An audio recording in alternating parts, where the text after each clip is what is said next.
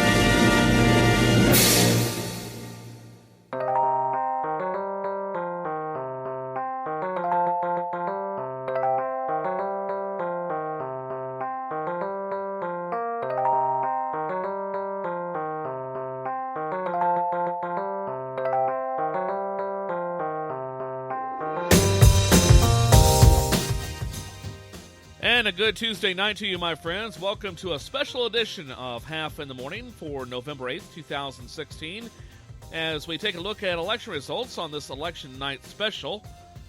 And for the next 2 to 3 hours, we're going to be taking a closer look at some of the key races across the country. Most importantly, and biggest of note, is the presidential race, where right now CNN is reporting that Secretary Hillary Rodham Clinton is ahead of Donald Trump nationally by 13 electoral votes. Seems that Donald Trump has, if I'm not mistaken, 84 to 87 electoral votes, and Hillary Clinton is ahead by at least 13 votes at this time. We'll get official numbers here in just a moment. Well, it all began a year to year and a half ago with a couple of announcements. First was Secretary Clinton announcing a year ago, April, that she was running for office for the President of the United States of America. And then 2 months later, Donald Trump decided that he's going to run on the Republican ticket. It has been a roller coaster ride, to say the least. And, of course, this show was largely founded on me bashing Donald Trump, and heaven forbid should he become president, because it'll be a long 4 years in that regard. But nevertheless, tonight, somebody will emerge as our next president of the United States of America, regardless of our political affiliation. And so we're going to put aside as much rancor and animosity as we can and focus on the bigger picture as we try to at least unite for a few hours as a nation in honoring and selecting our next leader. Of course, for the last 8 years, America has been extremely divided over Barack Obama, who's currently the 44th president of the United States, and he still has a couple of months left in office to go before all is said and done. But right now, though, let's take a look at some of the national races that we have for you, as well as races here in Missouri, which is also gaining a significant amount of attention, especially with the race for U.S. Senate, as incumbent Roy Blunt has pretty much had his lunch handed to him in the form of Jason Kander, who's put up a pretty good fight throughout this election process. But right now, though, let's take a look at the latest in election results that we have for you.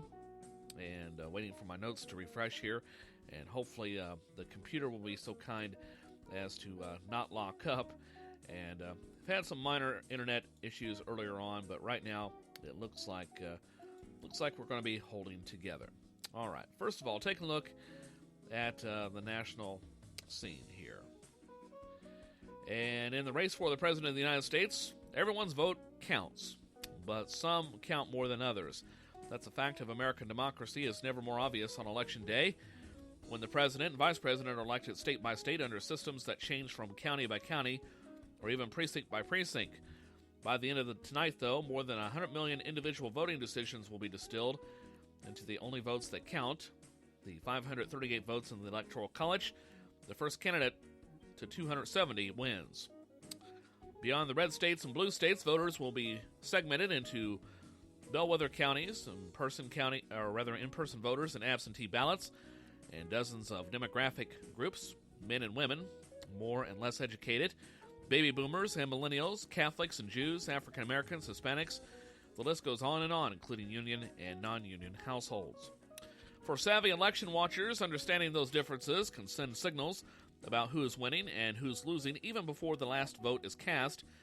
The Associated Press and the television networks have traditionally used exit polling to help quickly call states for one side or another. But as more states allow greater access to early voting, it's also possible for significant numbers of votes, more than half in some states, to be counted and reported immediately after the polls close. With the results in most states seemingly predetermined, the race comes down to a handful of swing states, places like Florida, North Carolina, Ohio, and Nevada. Most analysts agree that Donald Trump needs more of those states than Hillary Clinton does. But the president isn't the only federal office on the ballot. The 2010 Tea Party surge swept in a class of Republican senators now defending their seats. 24 of the 34 Senate seats are being defended by Republicans, and Democrats only need to win 5 of them to regain control of the Senate, or just 4 if Democratic vice presidential nominee Tim Kaine is presiding. Now, taking a look at the latest results that we have for you on the national scene, and just give me a moment here to pull up my notes as we roll through this election night together. And come on, computer, now there we go. Taking a look at the latest polling map, the latest election results. So far, it looks like Hillary Clinton has a narrow lead by 2 electoral votes, according to Bing.com. Now, some breaking news. Clinton is expected to win New York State, obviously, along with the state of Illinois, her home state. And meanwhile, Trump has won Nebraska, Kansas, North Dakota, South Dakota, Texas, and Wyoming. And Trump is leading with 123 electoral votes to Hillary Clinton's 97. So at this point, it's a toss-up, and it's now back into Trump's favor. Again, Clinton trailing Donald Trump 123 to 97 electoral votes. And at this point, Hillary Clinton has picked up nearly 46% of the vote, while Donald Trump is in the lead with just slightly over 50% of the vote. And that's amount to around a little over 1 million voters. Currently, Donald Trump has 17,749,549 of the popular vote, while Hillary Clinton has 218,784 votes as of this broadcast. Now, as far as the real winners and losers of 2016, even before the election results are tallied, some clear winners and losers have emerged from the 2016 presidential campaign. Not many survived this tumultuous and dispiriting race. With their reputations intact, Republicans performed pretzel-like contortions to accommodate Donald Trump, and Democratic leadership was bruised badly by a series of controversies that raised questions about the fairness of their primary process. Meanwhile, Americans continue to lose faith in their most important institutions over the last several months, so it should not be surprising that this list is heavier on the losers than the winners. As one candidate might say, sad. Gee, I wonder which candidate we're talking about here. Well, first of all, as far as the winners, Bernie Sanders, the Vermont senator, started his campaign for president as a curiosity, a socialist with little influence in Congress, but his unkempt demeanor and passionate message about economic inequality struck a chord with disaffected young voters and unsatisfied liberals who viewed Hillary Clinton as insufficiently honest or progressive. After a near tie in Iowa and a resounding victory in New Hampshire, Sanders fell behind and never seriously threatened Clinton's chances at the nomination. Yet he remained a force until the end, using his political clout to drag the Democratic Party further to the left on issues such as increasing college affordability and raising the minimum wage. If Democrats retake the Senate, Sanders could be in line to lead the powerful Budget Committee. Then there's First Lady Michelle Obama. Once a reluctant political wife, the First Lady has been a force to be reckoned with on the campaign trails we've seen in recent weeks. For example, it began with a stirring speech at the Democratic Convention, which included a phrase that became a mantra for Clinton's team: "When they go low, we go high." But Obama solidified her standing as Democrats' moral messenger in October when she targeted Trump's boast about sexual assault, which were revealed in a leaked recording from Access Hollywood. In a bluntly emotional speech, Ms. Obama said she was, quote, shaken to her core, unquote. Meanwhile, Megyn Kelly. Fox News was rocked this year when longtime chief Roger Ailes was ousted over a series of sexual harassment allegations. The scandal tarnished not just Ailes, but others at the conservative network who rushed to his defense, even as more stories of his inappropriate behavior emerged. But anchor Megyn Kelly helped bring Ailes' reign to an end by quietly telling investigators that she herself had been the victim of his unwanted advances. It was one episode in a turbulent year for Kelly, which included a barrage of insults from Trump after she aggressively questioned him in a primary debate about his track record of making offensive and dismissive comments about women.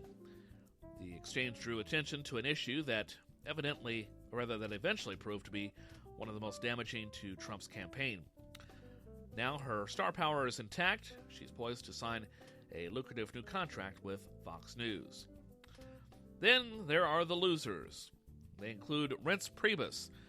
When Mitt Romney lost the 2012 election, the Republican National Committee chairman pledged to chart a new course for his party. In a widely circulated autopsy report, Priebus said Republicans must reach out to minorities in a country that was becoming more diverse, and he urged compromise on controversial immigration policies. None of that came to pass. Instead, Republicans nominated Trump, who alienated blacks, Latinos, and women, among other groups. Public polls show that even college-educated white voters, a group that has backed Republicans for several decades, were leaning toward Clinton. The party still faces a reckoning with the country's changing demographics, a problem that only worsened while Priebus was in charge of the GOP. Then there is Senator Ted Cruz. It was not long ago that the Texas senator took a stand, refusing to endorse Trump in a high-profile speech at the Republican National Convention. The decision made sense for personal and political reasons. First, Trump had insulted Cruz's wife and spread false conspiracy theories about his father. Then second, Cruz was positioning himself as someone who could lead conservatives in exile, disappointed by Trump's lack of ideological fervor. But Cruz threw all that away in September when he issued a widely mocked endorsement of Trump. It remains to be seen how wide the fallout will be. Cruz faces re-election in 2 years, and whether it will affect any chance to run for president in the future. Then there are the Democratic Party leaders. It was a rough year for chairwoman of the Democratic National Committee. First, Debbie Wasserman Schultz, a Florida congresswoman, faced withering criticism for appearing to stack the deck in Clinton's favor during the primary. That perception only grew when WikiLeaks released hacked emails showing her staff members discussing ways to undermine Sanders. Wasserman Schultz was ousted and denied a speaking role at the party's convention. Her interim replacement, Donna Brazile, worked to mend fences but ran into her own WikiLeaks-related problems. More hacked emails showed she leaked questions to Clinton's team before primary debates while she worked as a CNN contributor. Then there are Democratic institutions. If there was a word of the year, it was rigged. At one point or another, almost every important American institution was accused of being rigged. The two major political parties, Wall Street, the election process, the polls, the media, the FBI. Well, democracy hinges on the public's faith in institutions, and that took a beating during this fractious campaign. Trump was the primary instigator, sometimes using a flamethrower of falsehoods to torch what he saw as a standing between him and a shot at the White House. He spread conspiracies about rampant voter fraud and accused reporters of unfairly covering his campaign. Federal law enforcement took a bipartisan drubbing when FBI Director James Comey declined to recommend criminal charges against Clinton over her handling of classified material. Trump accused him of covering for her. Then when Comey announced on October 28th that investigators were taking a look at newly discovered emails, it was the Democrats' turn to raise questions about his motivations so close before the election. Well, by the time he announced over the weekend that he was standing behind his original recommendation of no charges, Comey had managed to anger all sides. So that's where we are nationally at this point. Now, taking a look at Missouri for just a little bit, and of course, several races getting a lot of attention, but most notably the race for Missouri Senate, or rather for the U.S. Senate race here in the Show Me State. And let's see, what did I do with that story? Don't seem to have it here at the moment, so I have to come back for that a little bit later. I'll tell you what, I'm going to step aside here and now take a look at some of the other issues, and then we'll try to find Missouri here once again. This is going to be a lot of fly this by the seat of the pants podcast tonight, friends, so bear with me as I have no producer here, so I'm doing this all by myself. But I'm a big boy. I can handle it. Okay. In the meantime, just a few minutes ago, it was announced that Hillary Clinton won her home state of Illinois, New York, and Rhode Island. Donald Trump wins Arkansas, Kansas, Mississippi, North Dakota, Nebraska, South Dakota, Texas, and Wyoming. And this is a breaking news update, and so we'll have more details later on, I'm sure. But right now, America's ugly and unpredictable presidential election barreled toward the finish race tonight, as Clinton and Trump are fighting for Florida, North Carolina, and Ohio, three of the nation's most competitive states in the presidential race. And it's still too early to call contests in several areas where polls had closed in Florida, North Carolina, Ohio, New Hampshire, and Pennsylvania.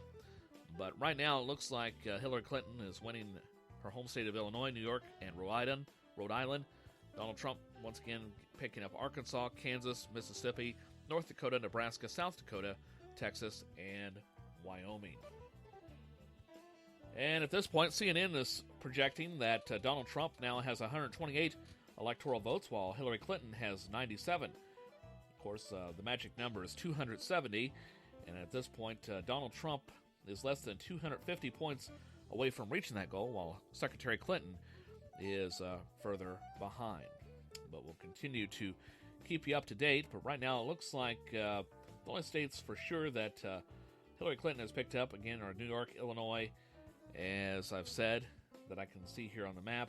Well, Donald Trump is getting a strong support here in the Midwest. I mean, you got the Dakotas, Nebraska, Kansas, and now it looks like Oklahoma is going to Donald Trump, along with Wyoming, as well as Alabama, Mississippi. But states like Georgia, Florida, and if I'm not mistaken, North Carolina are still flip-flopping, but leaning towards Donald Trump. So this is turning into a very interesting result, to say the least. Okay, well, while we wait to get some more data in here, and to give my choppers a chance to get a little bit of a break, let's take a look at some interesting stories from across the nation and across the state of Missouri. But first of all, on the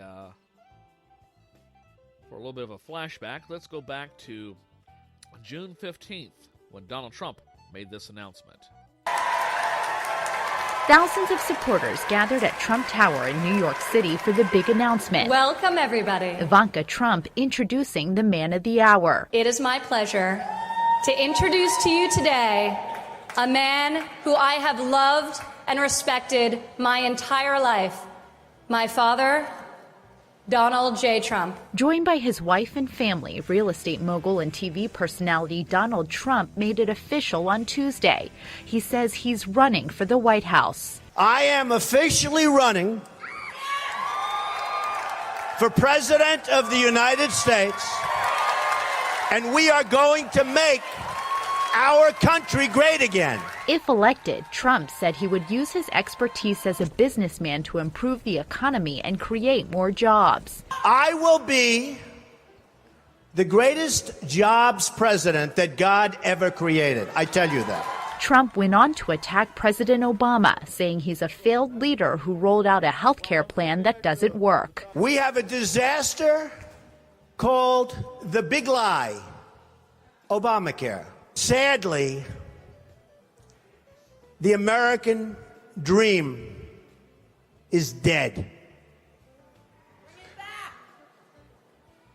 But if I get elected president, I will bring it back bigger and better and stronger than ever before, and we will make America great again. Thank you. Thank you very much. Trump joins a crowded field of Republicans vying for the White House, the latest being former Florida Governor Jeb Bush, who launched his candidacy on Monday.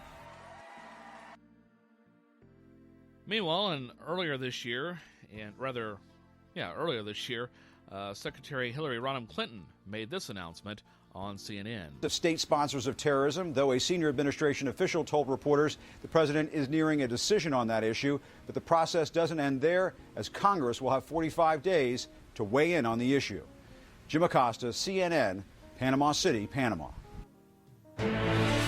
This is CNN Breaking News.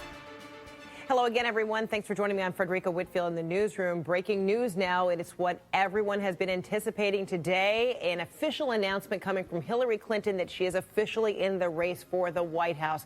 We understand a video will be rolled out momentarily. We have our political reporters all over this story. Jeff Zeleny is outside the campaign, or actually he's in Washington right there, and our own John King. So, Jeff, let me begin with you. We see a note coming from John Podesta that it is official, wanting to make it clear that you heard it from me. It is official. Hillary is running for president. We all know that was about to happen, but now we've been waiting for this rollout, this very special rollout, this video. When will people see that? Anyway, that's part of the announcement that Secretary Clinton had earlier this year. Again, we'll take a look at Missouri issues. As a matter of fact, we'll do that right now. This was updated just 5 minutes ago, so about as fresh as you can get here on a podcast, on a live podcast. In the U.S. Senate race, so far 27 of the 3,237 precincts are reporting in across Missouri, so not very many.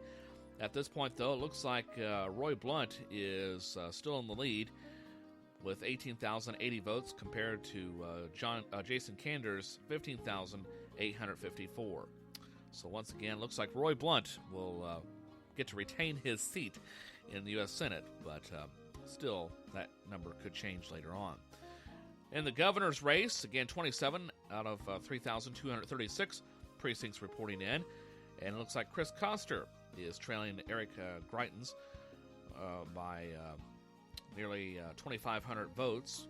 Koster has 15,904 votes compared to Greitens' 18,522 votes. In the lieutenant governor's race, again, 27 out of a little over 3,000 precincts checking in.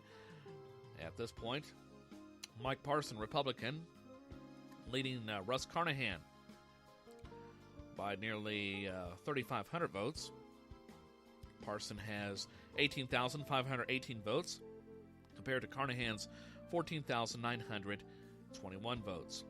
In the Secretary of State's race, Jay Ashcroft leading Robin Smith, Democrat, by a little over 6,000 votes.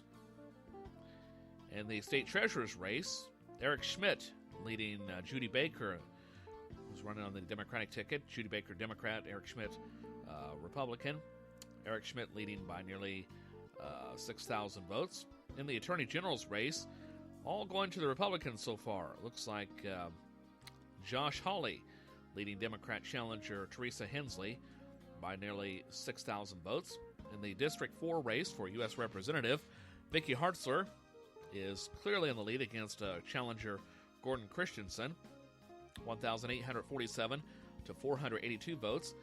In U.S. Representative District Race 5, 8 of 363 precincts checking in, by the way, Manuel Cleaver has a narrow lead over Jacob Turk at this point, with 5,168 votes compared to 4,932 votes. In the U.S. Representative District 6 race, 10 out of 472 precincts checking in, and David Blackwell, Democrat, trailing incumbent Sam Graves by nearly 2,000 votes. In the Missouri Senate District 11 race, 9 of 76 precincts reporting in, John Rizzo is nearly leading challenger Brent Lassiter, 2,630 votes to 2,421 votes. In the Missouri Senate District 17 race, still waiting on preliminary numbers there. In the statewide ballot measures, precincts reporting, as far as statewide ballot measures, let's see here, 19 of 3,237 precincts. So far, the constitutional amendment number 1, the soil and water tax, clearly going to get extended at this point, 83% compared to nearly 17%. Constitutional amendment number 2, the campaign finance limits, a 3-to-1 margin. Nearly 75% saying yes, nearly 26% saying no. Constitutional amendment number 3, the cigarette tax increase. At this point, it's pretty close. Yes votes by nearly 51%, no votes at 49%. Proposition A, another cigarette tax increase, and it looks like it's going to succeed with 54% compared to 47%. Or check that, nearly 46%. Constitutional amendment number 4, the service tax ban. It is failing at this point, just barely. 49% yes, 51% no. Constitutional amendment number 6, the voter ID requirement. 66% yes, 34% no. And let's see what else we have for you. In the presidential race in Missouri, so far in Missouri, it looks like Donald Trump is leading by nearly 7,000 votes here in the Show Me State. And that's information coming from KCUR Radio. Meanwhile, taking a look at some other election results from across the country and of interest. First of all, in the state of Massachusetts, referred measure number 1, referred measure relating to the ownership of leasing of a dairy farm or swine production facility by corporations and limited liability companies. That measure is failing at this point. And otherwise, let's see if we can find some other big races here to pass along. In Missouri, as I've said, the constitutional amendments and so forth, there's a mixture on those races. We'll hopefully have more details on that a little bit later on. Right now, though, what do you say we take a break? But before I do that, I have some election results from the state of Missouri once again, this time from the Secretary of State's website. And at this point, it looks like Donald Trump is leading Hillary Rodham Clinton in the presidential race by 63% to 34%. Or check that, 63% to nearly 34%. Donald Trump has 65,901 votes, while Hillary Clinton has 35,159 votes in support of her. In the U.S. Senate race, again, Roy Blunt leading statewide by roughly 12,500 votes at this point. In the governor's race, Greitens leading Koster. And in the lieutenant governor's race, Parson leading Carnahan by nearly 20,000 votes. In the Secretary of State's race, it's Robin Smith trailing Jay Ashcroft by nearly 30,000 votes. In the Attorney General's race, Josh Hawley leading Teresa Hensley. And in the U.S. Representatives race, as far as of local interest, Sam Graves at this point is in the lead against challengers David Blackwell and Russ Monchel, along with Mike Deal. Also in the district in the U.S. Senate race, or check that in the state senator race.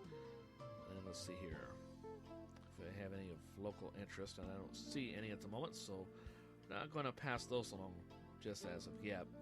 But in the state representative race, of course, District 3, which represents Adair County, Nate Walker running unopposed, so it's more than likely that he's going to get reelected for office in that race. Right now, though, what do you say we take a look at, let's see what else we got here for you. See if we got any other information pass along. Constitutional Amendment number 1. At that point, that measure is leading statewide.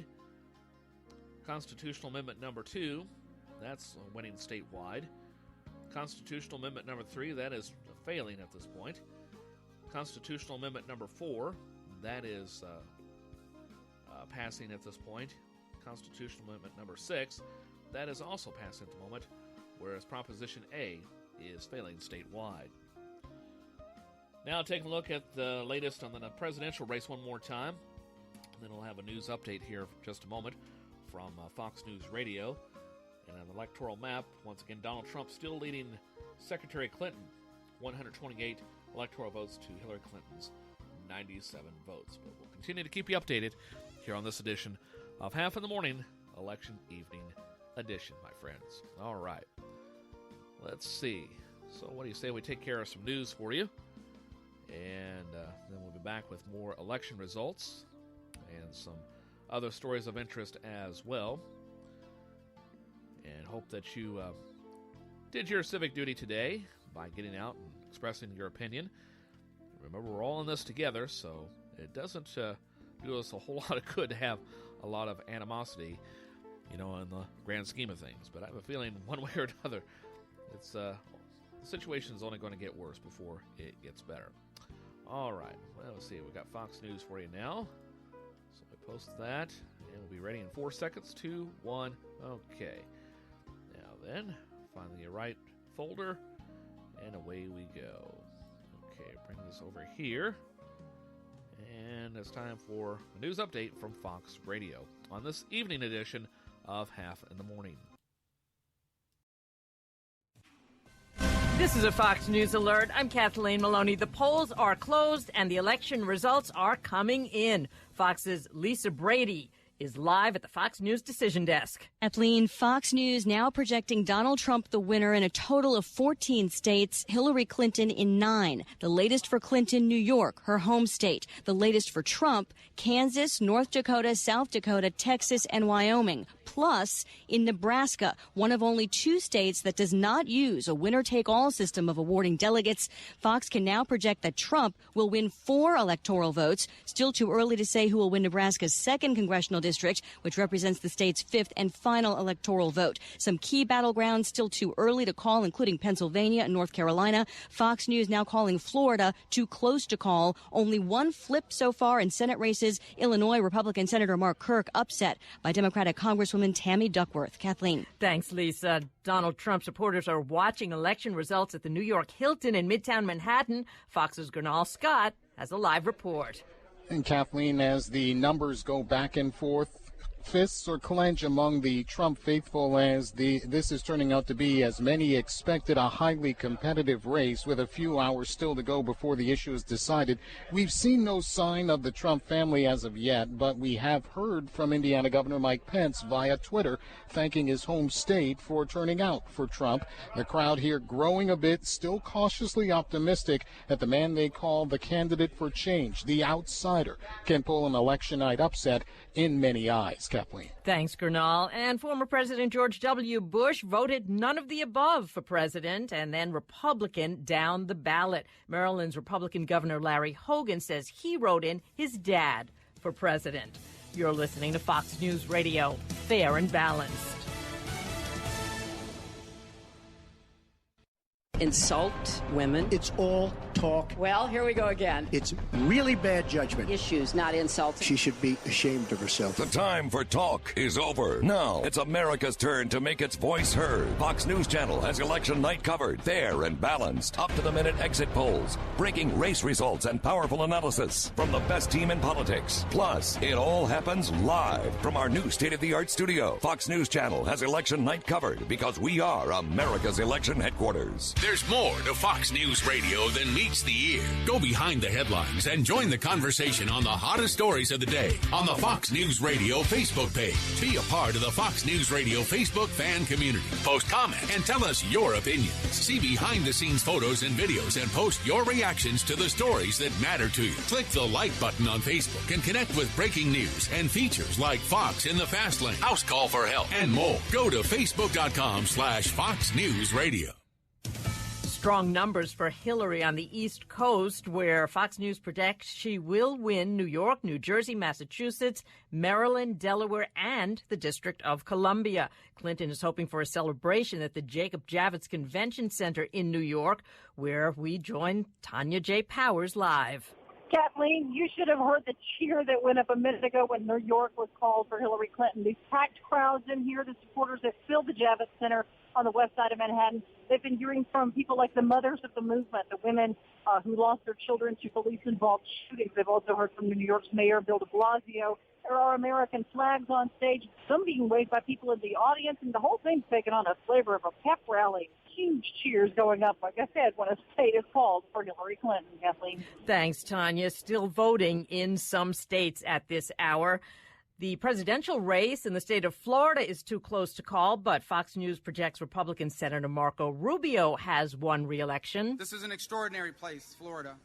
It is the collection of all the things that make us the greatest nation on earth, of people who have lived here for decades, of the descendants of slaves, of the children of immigrants. Florida is America.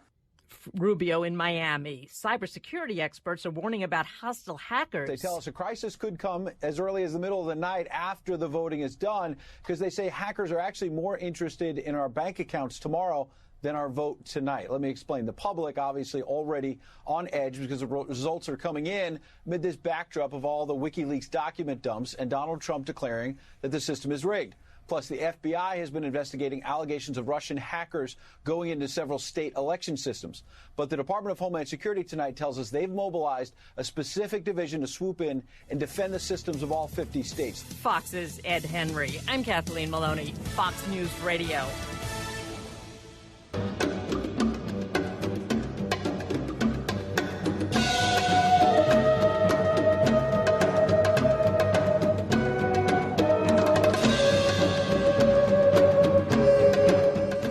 Welcome back to a special evening edition of Haff in the Morning on election night 2016. Yours truly, Joe Hafner here, breaking down the results with little or no opinion. Okay, maybe little opinion.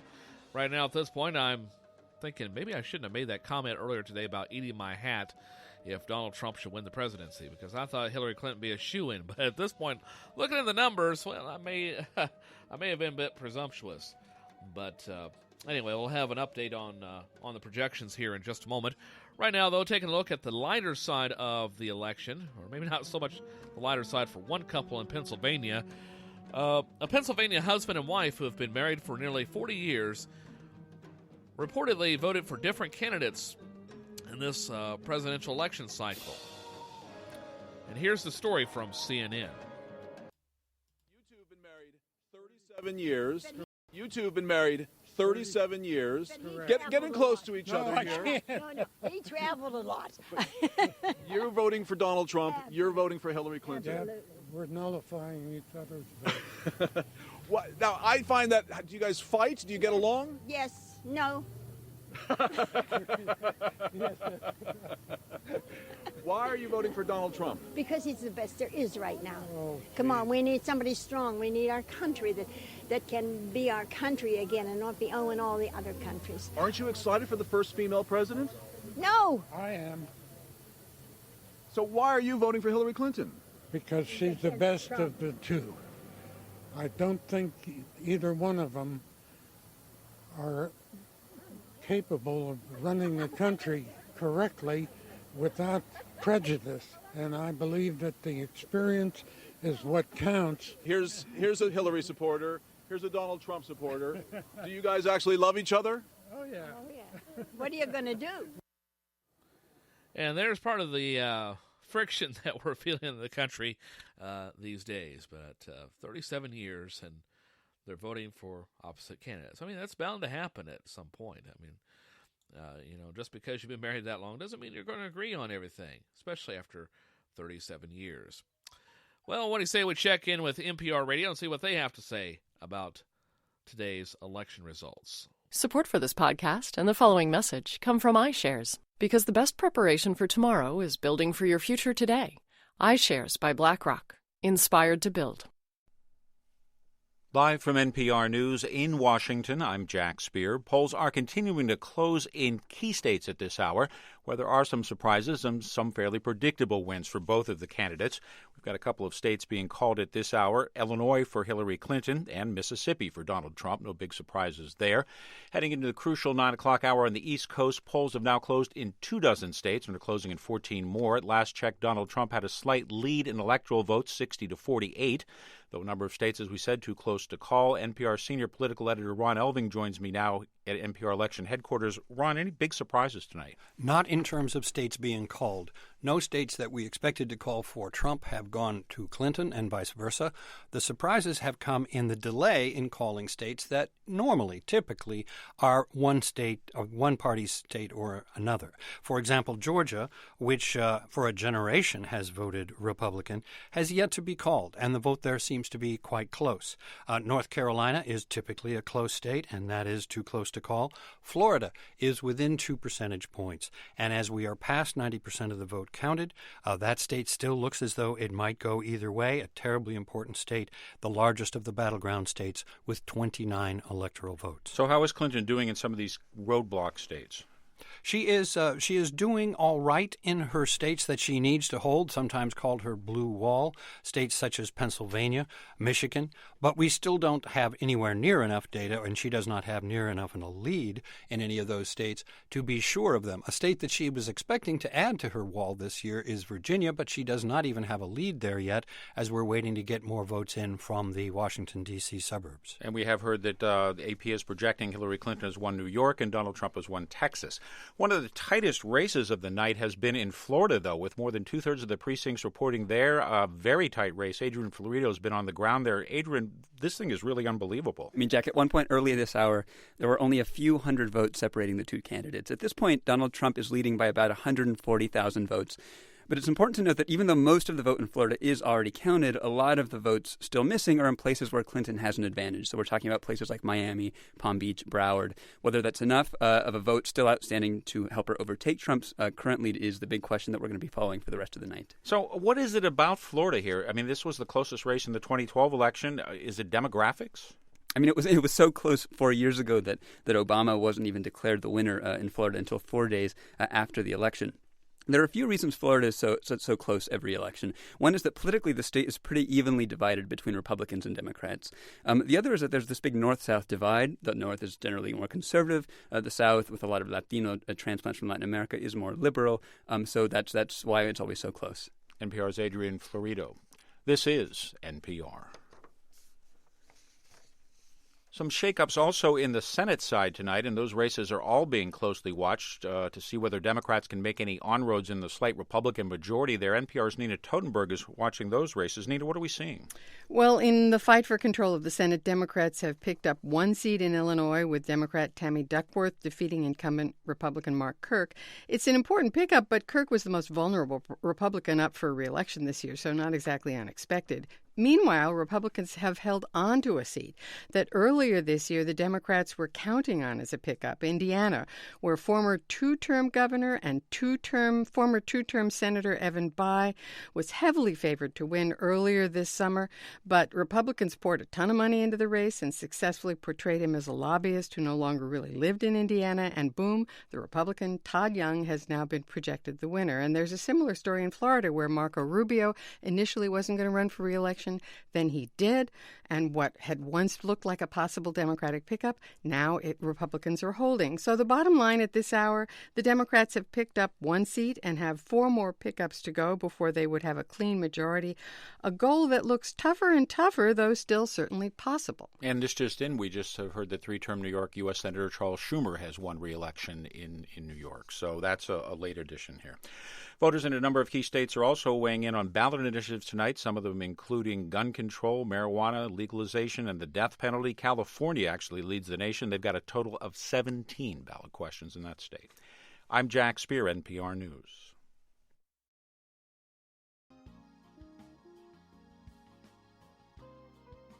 And continuing on the special evening edition of Haff in the Morning as we take a look at election results across the nation.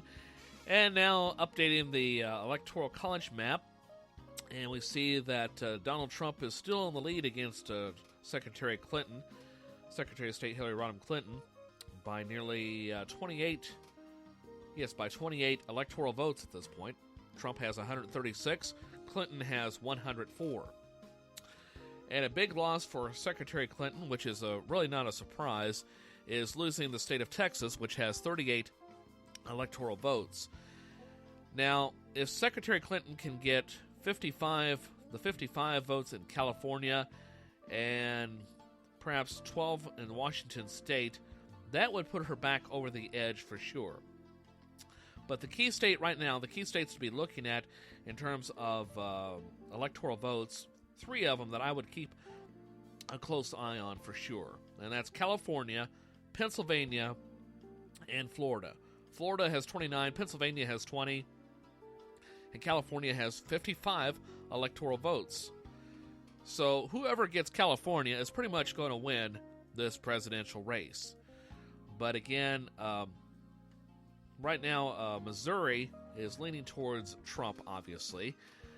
55.6% of the vote compared to Clinton at 40.4%. In Iowa, neighboring Iowa, still waiting on some information from their setup because I don't think their polls close until 8 or 9 o'clock in the evening. So they probably don't even have absentee ballots counted as of yet. In Minnesota, at this point, keeping an eye on that as well, Clinton is in a narrow lead against Trump there by just slightly over 2,000 votes. 2,002 votes to be precise, if my math is correct.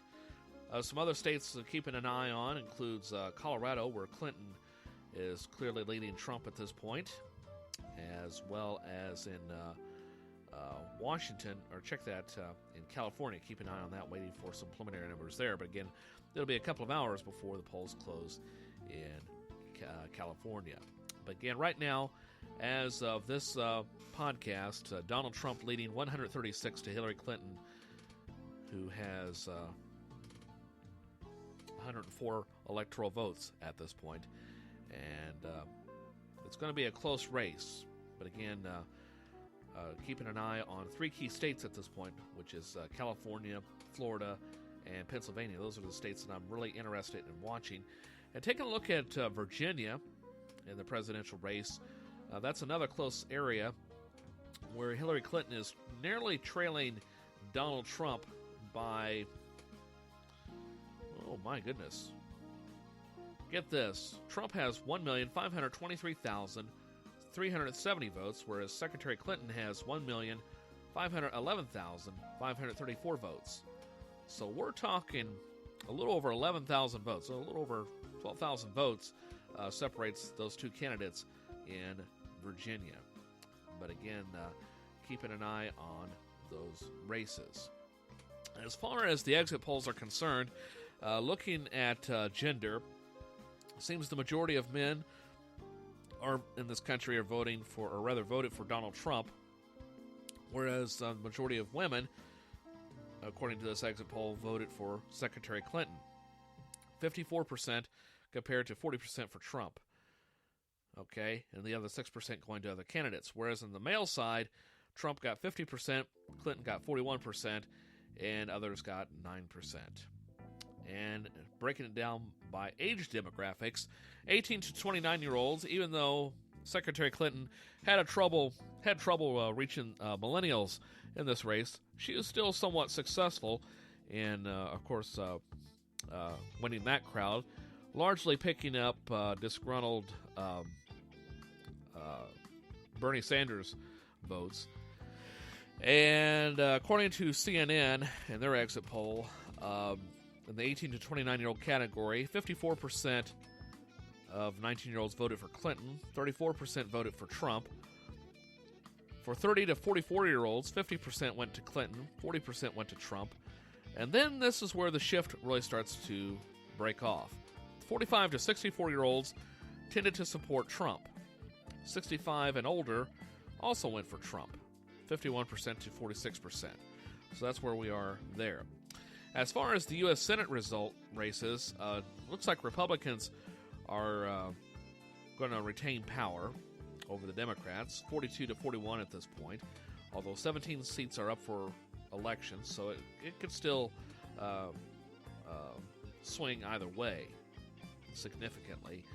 But mostly of the Midwest and southern states have gone for the Republican side, whereas the blue states, primarily the New England area and Illinois, are swinging toward the Democrat side. Okay? In the gubernatorial races, at this point, watching North Dakota and Delaware. In North Dakota, Burgum is clearly leading against challenger Nelson by an 80 to 16% margin. Burgum has 49,769 votes compared to Nelson, who has 10,165 votes. Meanwhile, in Delaware, looks like the Democrats are going to have a strong hold in that race, whereas Carney has 246,419 votes compared to Bonini, who has 166,312 votes. Taking a look at some ballot issues and measures across the country. For example, up for grabs in Arizona is Proposition 205. The measure would allow those 21 and older to possess and privately consume and grow limited amounts of marijuana. It would also allow licensed businesses to produce and sell marijuana, creates a system to regulate marijuana, and establishes a 15% tax on marijuana sales, with revenue going to public health and education. A yes vote supports legalizing marijuana. A no vote opposes legalizing marijuana in the state of Arizona. Also, in California, keeping an eye on Proposition 64, which is also similar to the proposal that we are seeing in Arizona. Just a couple of the big issues and propositions and so forth that I'm watching at this particular point. Some others from other measures include stricter gun laws in the state of Maine. Question number 3, the measure would require background checks for sales by non-licensed dealers, with exceptions for transfers among family members in hunting and sports shooting situations, emergency self-defense situations, and other circumstances. A yes vote supports requiring background checks for sales by non-licensed dealers. A no vote opposes requiring background checks for sales by non-licensed dealers. And at this point, that measure is passing, but just barely at 50.4% compared to 49.6% no votes. As a matter of fact, we're within 1,100 votes difference there, so that could be a close race. Some other measures across the country includes a minimum wage increase in the state of Maine and stricter gun laws in Nevada, as well as stricter gun laws in the state of Washington with Initiative 1491. So just a few of the issues we're keeping an eye on at this point. In the meantime, CNN is reporting that Republicans are likely to retain their majority in the House of Representatives, so it's no surprise there, even though there are still 17 seats up for grabs in those races. Once again, it looks like the Republicans will hold the majority in the House. Now, taking a look at the presidential election results one more time before we jump over to CBS Radio News on this special evening edition of Haff in the Morning. And again, Donald Trump leading 137 electoral votes to Hillary Clinton's 104 votes as of this particular moment. In New Hampshire, Trump leading by nearly 3,000 votes. according to CNN, where the winning candidate will pick up 4 electoral votes. In Florida, still pretty close there as well, with Trump leading by a little over 100,000 votes, 4,536,735 to Clinton's 4,424,000 plus. So, again, keeping you up to date on that as we stroll through this Tuesday night together. Right now, though, let's check in with CBS Radio and more election results coming your way, again on a special evening edition of Haff in the Morning. CBS News, I'm Bill Whitney. Polls have now closed in more than half the states, but the battlegrounds where this election will be won or lost are too close to call. But CBS News estimates Virginia, home state of Tim Kaine, is leaning toward Hillary Clinton. Correspondent Peter King joins us live with the latest from hard-fought Florida and North Carolina. And, Bill, there are no projected winners in the battleground states yet. Most of the Florida map is red right now. Both Trump and Clinton are doing well in areas where they expected to. That state is very much a toss-up with more than 90% of the vote in. Marco Rubio keeps his Senate seat for a second term, and Florida's also approved a medical marijuana amendment that fell just short 2 years ago. In North Carolina, Clinton's got the edge with 68% of the vote in. The Senate race between Democrat Deborah Ross and Republican incumbent Richard Burr is a toss-up. Bill? The Hispanic vote could be a huge factor tonight. CBS News polling analyst Fred Backus joins us live. Bill, just like in Florida, we're not seeing any evidence yet of a large surge in Hispanic voters when looking at exit polls so far in Colorado and Arizona. In Colorado, Hispanic turnout is unchanged, while in Arizona, it's down slightly from 2012. One place where Hispanic turnout has risen slightly is Texas. They've gone from 1 in 5 to 1 in 4 voters, though Texas is considered a long shot for Hillary Clinton. Donald Trump has been non-committal about accepting the results of the election, but Fortune.com reports he has prepared a concession speech along with an acceptance speech.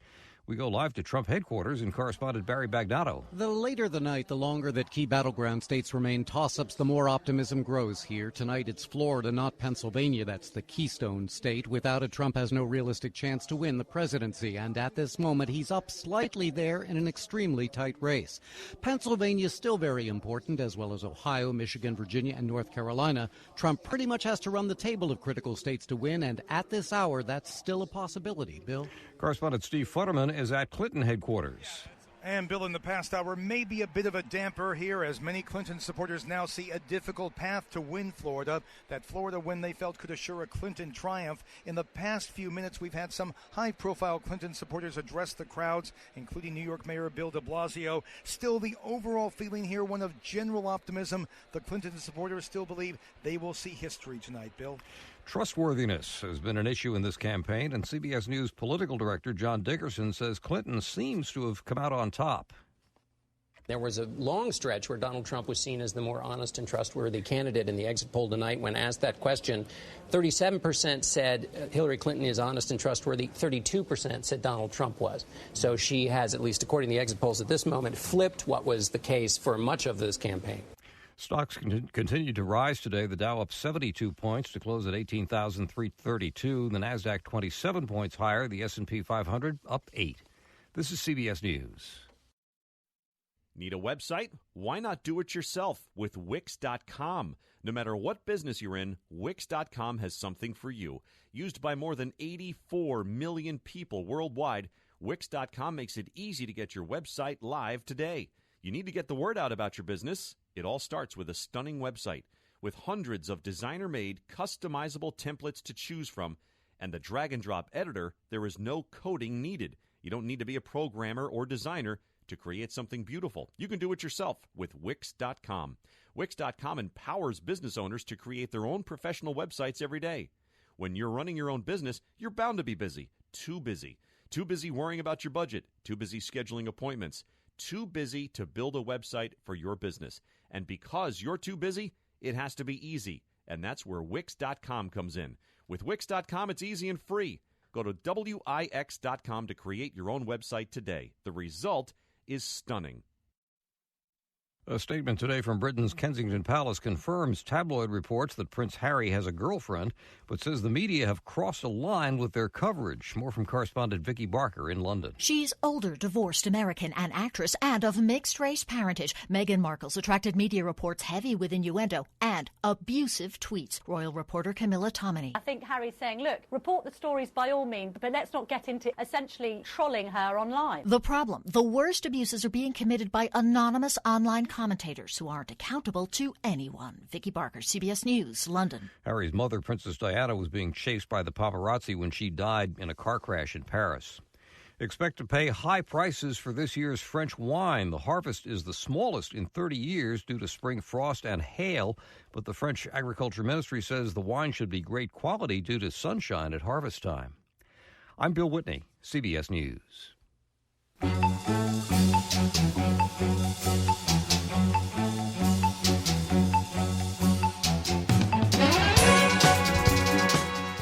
Welcome back to Haff in the Morning as we're in our second hour of the special broadcast of the election results for 2016, November 2016, that is. And we'll take a look at the latest Missouri numbers here in just a moment that I have for you across the Show Me State. Donald Trump has jumped out in the lead significantly against Hillary Clinton in the presidential race. I'll have details on that coming up in just a moment. Right now, though, taking a look at some other matters across the country, but first of all, across the state, here in Missouri, of course, the Missouri Senate race is a toss-up between Blunt and Kander, and here's more on that story on this special edition. The balance of power in the U.S. Senate depends on what happens in just a handful of states, and Missouri's race is shaping up to be a close one. But Donald Trump's message of change in Washington actually might be helping the Democratic candidate in the Show Me State. Rich Edson live in my old college town, Columbia, Missouri, to explain. Rich. Heck of a place, John. And, it's a message that Donald Trump has employed effectively. Anti-Washington, anti-establishment, anti-incumbent. It's also playing here in the Missouri Senate race. We're talking about Jason Kander. He's the 35-year-old Secretary of State. He's an Army veteran, and he's a Democrat. And in his race against incumbent Republican Senator Roy Blunt, he's moved that message through, essentially arguing that he is trying to oust an insider. That I will go there and I will replace Senator Blunt, and I will never become Senator Blunt. And with that, this race is essentially tied or close according to the number of polls that we'd seen leading up to this race. Meanwhile, the Republican nominee, Donald Trump, had a pretty substantial lead going into a number of the polls that we saw over the last week. Roy Blunt, however, is running a campaign that's very typical Democrat versus Republican. He argues that this is for control of the United States Senate and, most importantly, control of the U.S. Supreme Court nomination process. If you look at Missouri politics, this is a year like a lot of others where it's contested. I think the national Democrats will do anything to take over the Senate, and we're not going to let that happen. Outside groups have unexpectedly spent tens of millions of dollars on this seat. Now, if this seat does go to the Democrat here, if it flips from the conservative Republican, the possibility of the fact it could be credited to perhaps the most unique voter this cycle, the split Donald Trump Senate Democrat candidate crossover vote. John, back to you. Rich Edson in Missouri. Rich, thank you. Meanwhile, KSHB Television in Kansas City, Channel 41 out of Kansas City, has reported what a lot of people across the country experienced today, which was longer wait times in line. Now, here locally, I never have had to wait very long to vote, although today it did wait probably about 30 seconds longer than normal, so it wasn't that big of a deal. But in other areas, especially in the major metropolitan areas, that's a different story. Record turnout is expected in both Kansas and Missouri. Look at these long lines we captured earlier. Some of the voters telling us that they waited up to 2 hours to cast their ballot. With the polls closing in just a couple of hours, the lines are expected to get longer. But a reminder, if you're in line at 7 o'clock, you will be able to vote. We do have reporters at 2 polling locations in Jackson County to bring you the latest on the wait time. We want to begin now with 41 Action News anchor Cynthia Newsom, who is live in the Northland with the latest. Cynthia. Yeah, incredible turnout here at Northland Cathedral. We're standing in the front lawn here because we want to try to give you some perspective on just how many hundreds of people have turned out to vote here on this presidential election day. I've talked with some of the volunteers here who worked the last 2 presidential elections, and they told me they have never seen this many people here. And once people get through this line, they still have another 50 yards to go. Erica, you have been in this line. You were around on the other side of that building. How long have you been waiting, and what is this like for you? I've been waiting since 3:45, and I'm okay with that because I would like the chance to vote for the next president. This is exciting. I'm glad to see as many people out being passionate, trying to do their best to do their civic duty. So, is there some frustration, though, about the system, and have you ever experienced this before? I have not experienced a line quite like this. I'm not sure why our district seems to have such a big turnout with other districts having such a smaller line. I'm not sure if we don't have enough people helping, volunteering, the capacity, but I mean, we'll do what we have to do. All right, Erica, thanks so much for sharing your experience here. It looks like you may only have about another 30, 40 minutes to go, so thanks for staying there and being committed to voting. I can tell you that people are having a good time here in line, even though the wait is not fun. They are actually enjoying it a little bit. We have one of the volunteers here who is handing out cookies, and so people are enjoying that. People are saying they're really getting to meet and see some old neighborhood friends and chat, but you know, it is a frustrating thing to have to wait in a long line like this, but they are committed to voting, and they're here to prove it, still waiting in line. We'll continue following this story until the polls close tonight at 7 o'clock in the Northland. Cynthia Newsom, 41 Action News. Nice to see such optimism. Thank you, Cynthia. Well, our team coverage continues now with Andres Gutierrez. And Andres, how are the lines in Brookside where you are?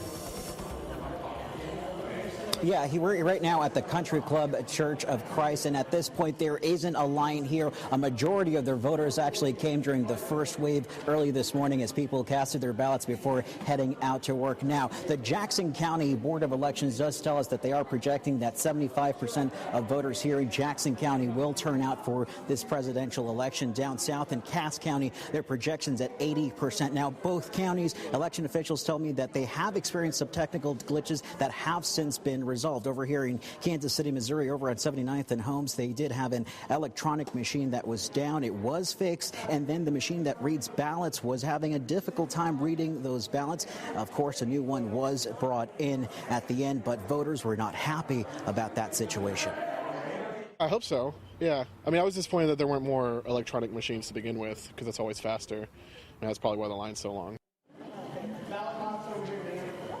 And now they are bracing here for the second wave of voters now that people are leaving their jobs and coming out here to cast their ballot. Now, you have to be in line by 7 o'clock tonight. If you are in that line, you will be able to cast your ballot. Reporting live in Brookside, Andres Gutierrez, 41 Action News. And I'll have more election results here in just a few seconds, but getting back into some of the craziness that has been a part of this election cycle. It's been unprecedented. I've never seen anything like this in my lifetime to this level. America's crazy ex-girlfriend is at it again. That's what I call Ann Coulter. Apparently, to her, in a perfect world, the presidency would be decided by Americans with all American grandparents, and they would elect Donald Trump. At least that seems to be her vision of a perfect world. She wrote on Twitter last evening, if only people with at least 4 grandparents born in America were voting, Trump would win in a 50-state landslide.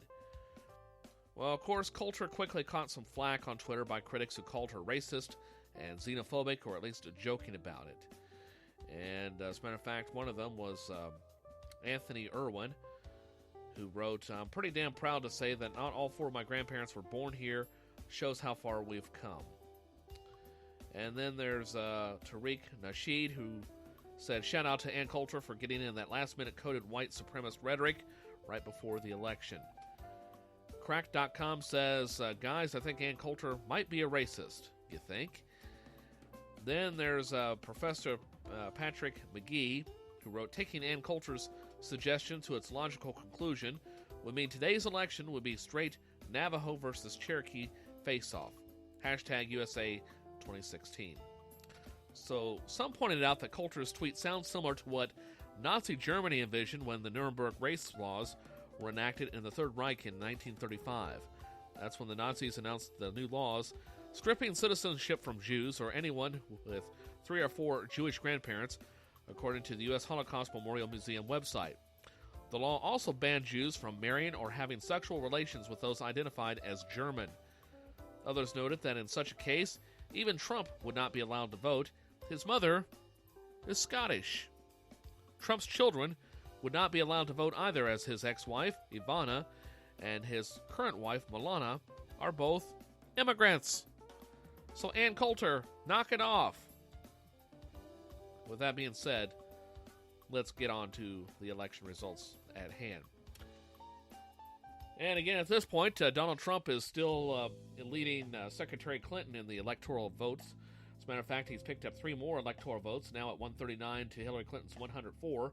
Again, 270 votes is all that's needed to win. So at this point, it looks like Donald Trump could be our next president of the United States. Nevertheless, keep an eye on that map as we roll on. But right now, though, I want to focus on the Show Me State. That's Missouri, because that's where the majority of my listeners are, I believe, or at least of interest. And that's where a lot of my interest lies, of course, here in Missouri. So wait for the new data to come in. And at this point, Donald Trump has taken a significant lead here in the Show Me State by a huge margin. And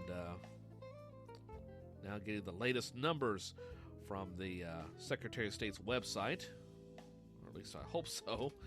Okay, so push submit and wait for the data to roll in.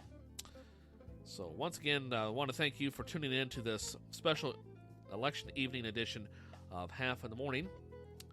And right now, in the state of Missouri, Donald Trump leading Secretary Clinton by nearly 200,000 votes. Donald Trump has 314,752 votes in his favor, while Secretary Clinton has 133,523 votes. Libertarian Gary Johnson way behind at 15,000 plus. Darrell Castle on the Constitution ticket at a little over 2,000. Jill Stein a little over 3,000. And other odds and ends. But again, Donald Trump leading the presidential race in Missouri. In the U.S. Senate race, Roy Blunt looks like he's going to get reelected. The margin is down to nearly 80,000 votes, a little over 80,000 votes as a matter of fact, with Roy Blunt at 264,837 votes compared to Jason Kander at 180,944 votes. In the governor's race, Chris Koster is still trailing Eric Greitens. Koster has 180,619 votes, and Eric Greitens has 272,041 votes this election day.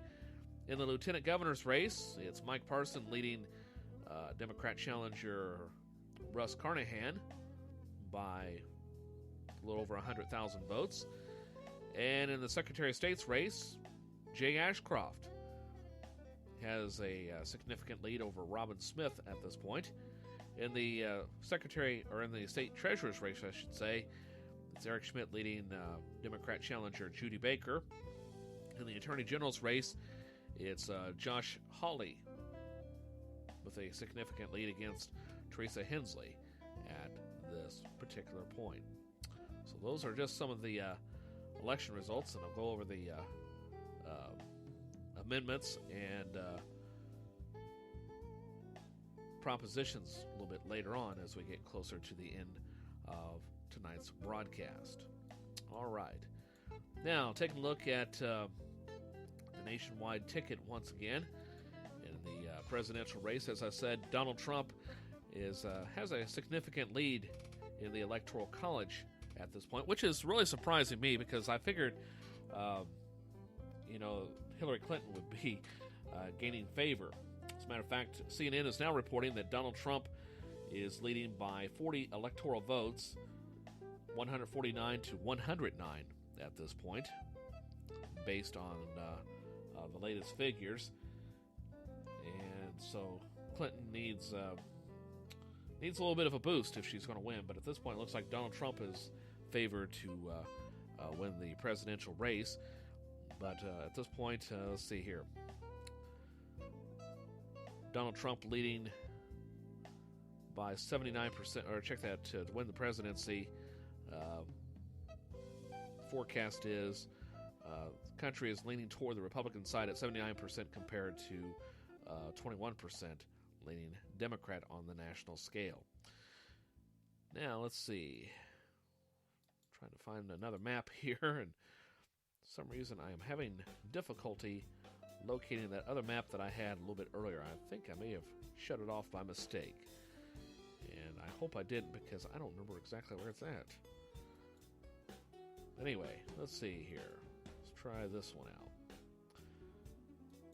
Just a moment on this Tuesday evening. As a matter of fact, I tell you what, play some more sound bites because I do have a few sound bites in the system. And as a matter of fact, take a look at the national political race at this point.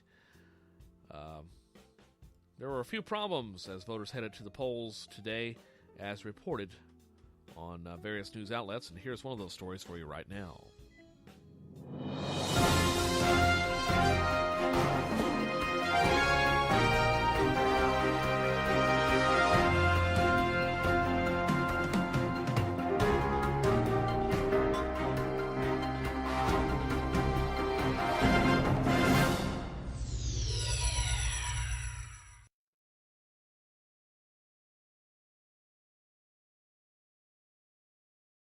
For the most part, voting has been smooth and turnout has been heavy.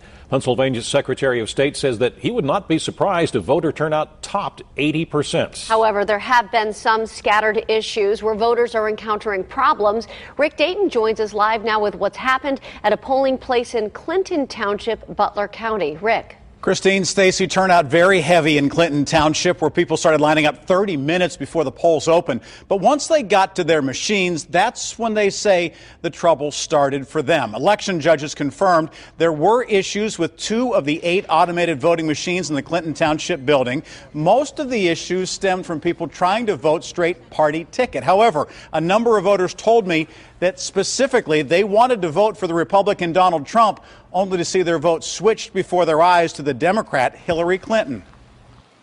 I went back, pressed Trump again. 3 times I did this. So then I called one of the women that were working the polls over, and she said, "Oh, you must be doing it wrong." She did it 3 times, and it defaulted to Hillary every time. If somebody has an issue, they should certainly let the judge of elections at the precinct know, and also call their county bureau of elections and let them know, as folks have done here this morning. Election judges say that many of the problems did come when people tried to vote that straight party ticket, but I had a number of people tell me they were trying to go vote by vote, race by race, only to see the candidate they selected go to somebody else. Now, they have recalibrated those machines. Election officials there in Clinton Township are confident that at this point the problem has been resolved. However, there are a number of people who told me just moments ago they're not sure that their vote went to the right person. We'll have much more on that coming up this afternoon on KDKA. All right.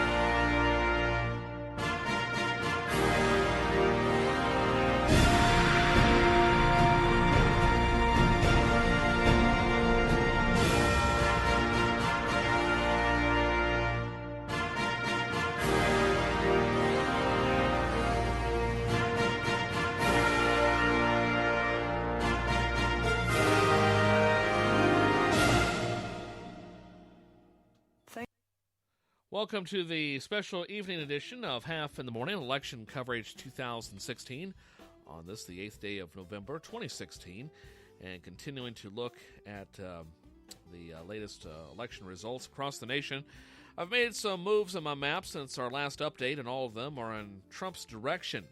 Seems that Ohio, Utah, and Maine's 2nd Congressional District are all moving from the battleground toss-up category to lean toward Republican, and New Hampshire is moving from lean Democratic to a pure battleground toss-up state.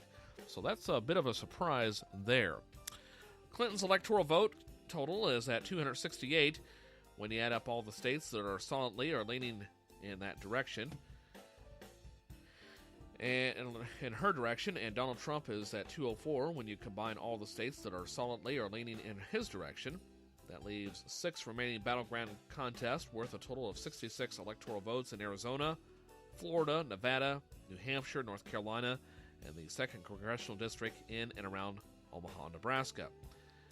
It's important to note that this map reflects and what it does not reflect. While Trump has made some gains, Clinton remains in a much stronger electoral position than the GOP nominee. In the current snapshot, Clinton would only need to win one of the remaining toss-up states to secure the presidency. Trump needs to win all of them. However, the current map does represent an ever so slightly change in his favor. This current map does represent an ever so slightly less steep mountain for him to climb to 270 electoral votes. My apologies, my screen keeps updating, so I keep losing my place, and it's really difficult.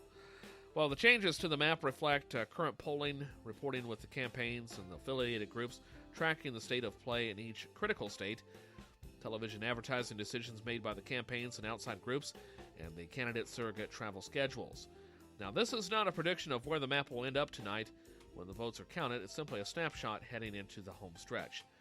Now, the states that are leading solid Republican include Alabama, Alaska, Arkansas, Idaho, Indiana, Kansas, Kentucky, Louisiana, Mississippi, Missouri, Montana, Nebraska, North Dakota, Oklahoma, South Carolina, South Dakota, Tennessee, Texas, West Virginia, Wyoming, with a total of 157 electoral votes. States that are leaning Republican include Georgia, Iowa, Maine's 2nd Congressional District, Ohio, Utah, with a total of 47 electoral votes. As far as the battleground states are concerned, and at this point, they include Arizona, Florida, Nevada, Nebraska, 2nd Congressional District, New Hampshire, North Carolina, for a total of 66 votes. Those that lean Democratic include Colorado, Michigan, Pennsylvania, Virginia, Wisconsin, with a total of 68 votes, and all the rest are solid Democratic, which include California with 55 electoral votes, Connecticut, Delaware, along with the District of Columbia, Hawaii, Illinois, Maine, Maryland, Massachusetts, New Jersey, New Hampshire, New York, Oregon, Rhode Island, Vermont, Washington, Minnesota, and New Mexico, with a total of 200 electoral votes. So again, that's what I'm keeping an eye on at this particular point on this Tuesday night. All right. Now, let's see.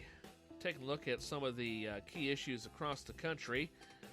Some other key issues includes California's Proposition number 63. It's another stricter gun law. The measure would prohibit possession of large-capacity ammunition magazines and requires background checks for ammunition purchases. A yes vote supports a ban on large-capacity magazines. A no vote opposes a ban on large-capacity magazines. In Colorado, Proposition 106, the assisted suicide measure, the measure would allow physician-assisted suicide for the terminally ill. Physicians would be allowed to issue prescriptions that the terminally ill individual will be able to self-administer. A yes vote supports legalizing physician-assisted suicide. A no vote opposes legalizing physician-assisted suicide. And so what else I got for you? How about in, let's say the state of Maine? Question number 4 seeks to increase the minimum wage in the state of Maine. This measure would raise Maine's minimum wage to $9 per hour in 2017 and gradually to $12 per hour by 2020. A yes vote supports raising the minimum wage. A no vote opposes raising the minimum wage. And again, those are some of the issues that I'm keeping an eye on across the country on this Tuesday night. It's time for another news update.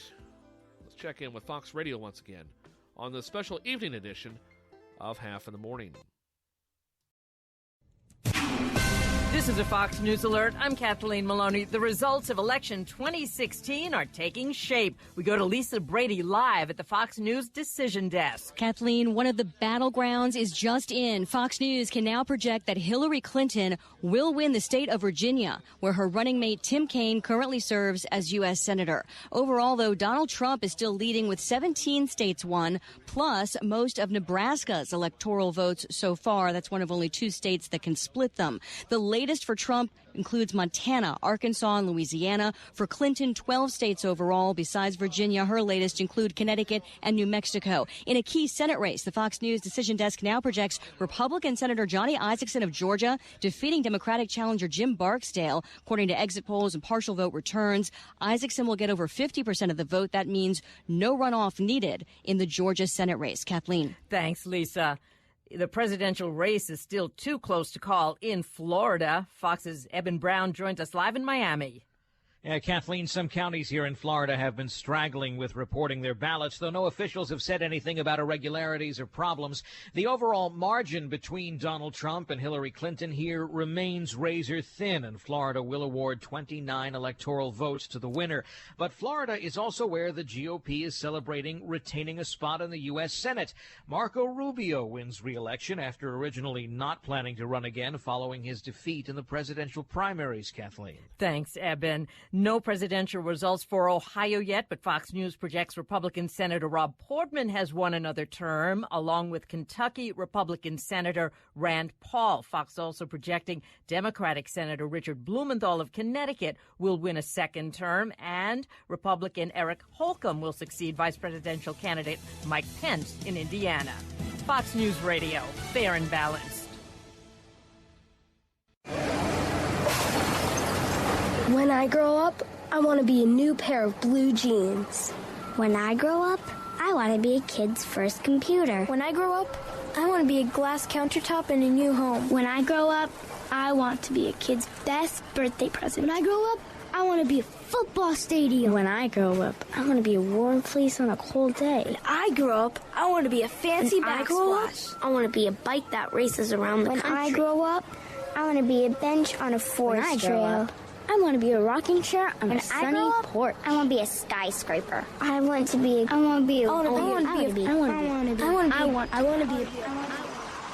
When I grow up, I don't want to be a piece of garbage.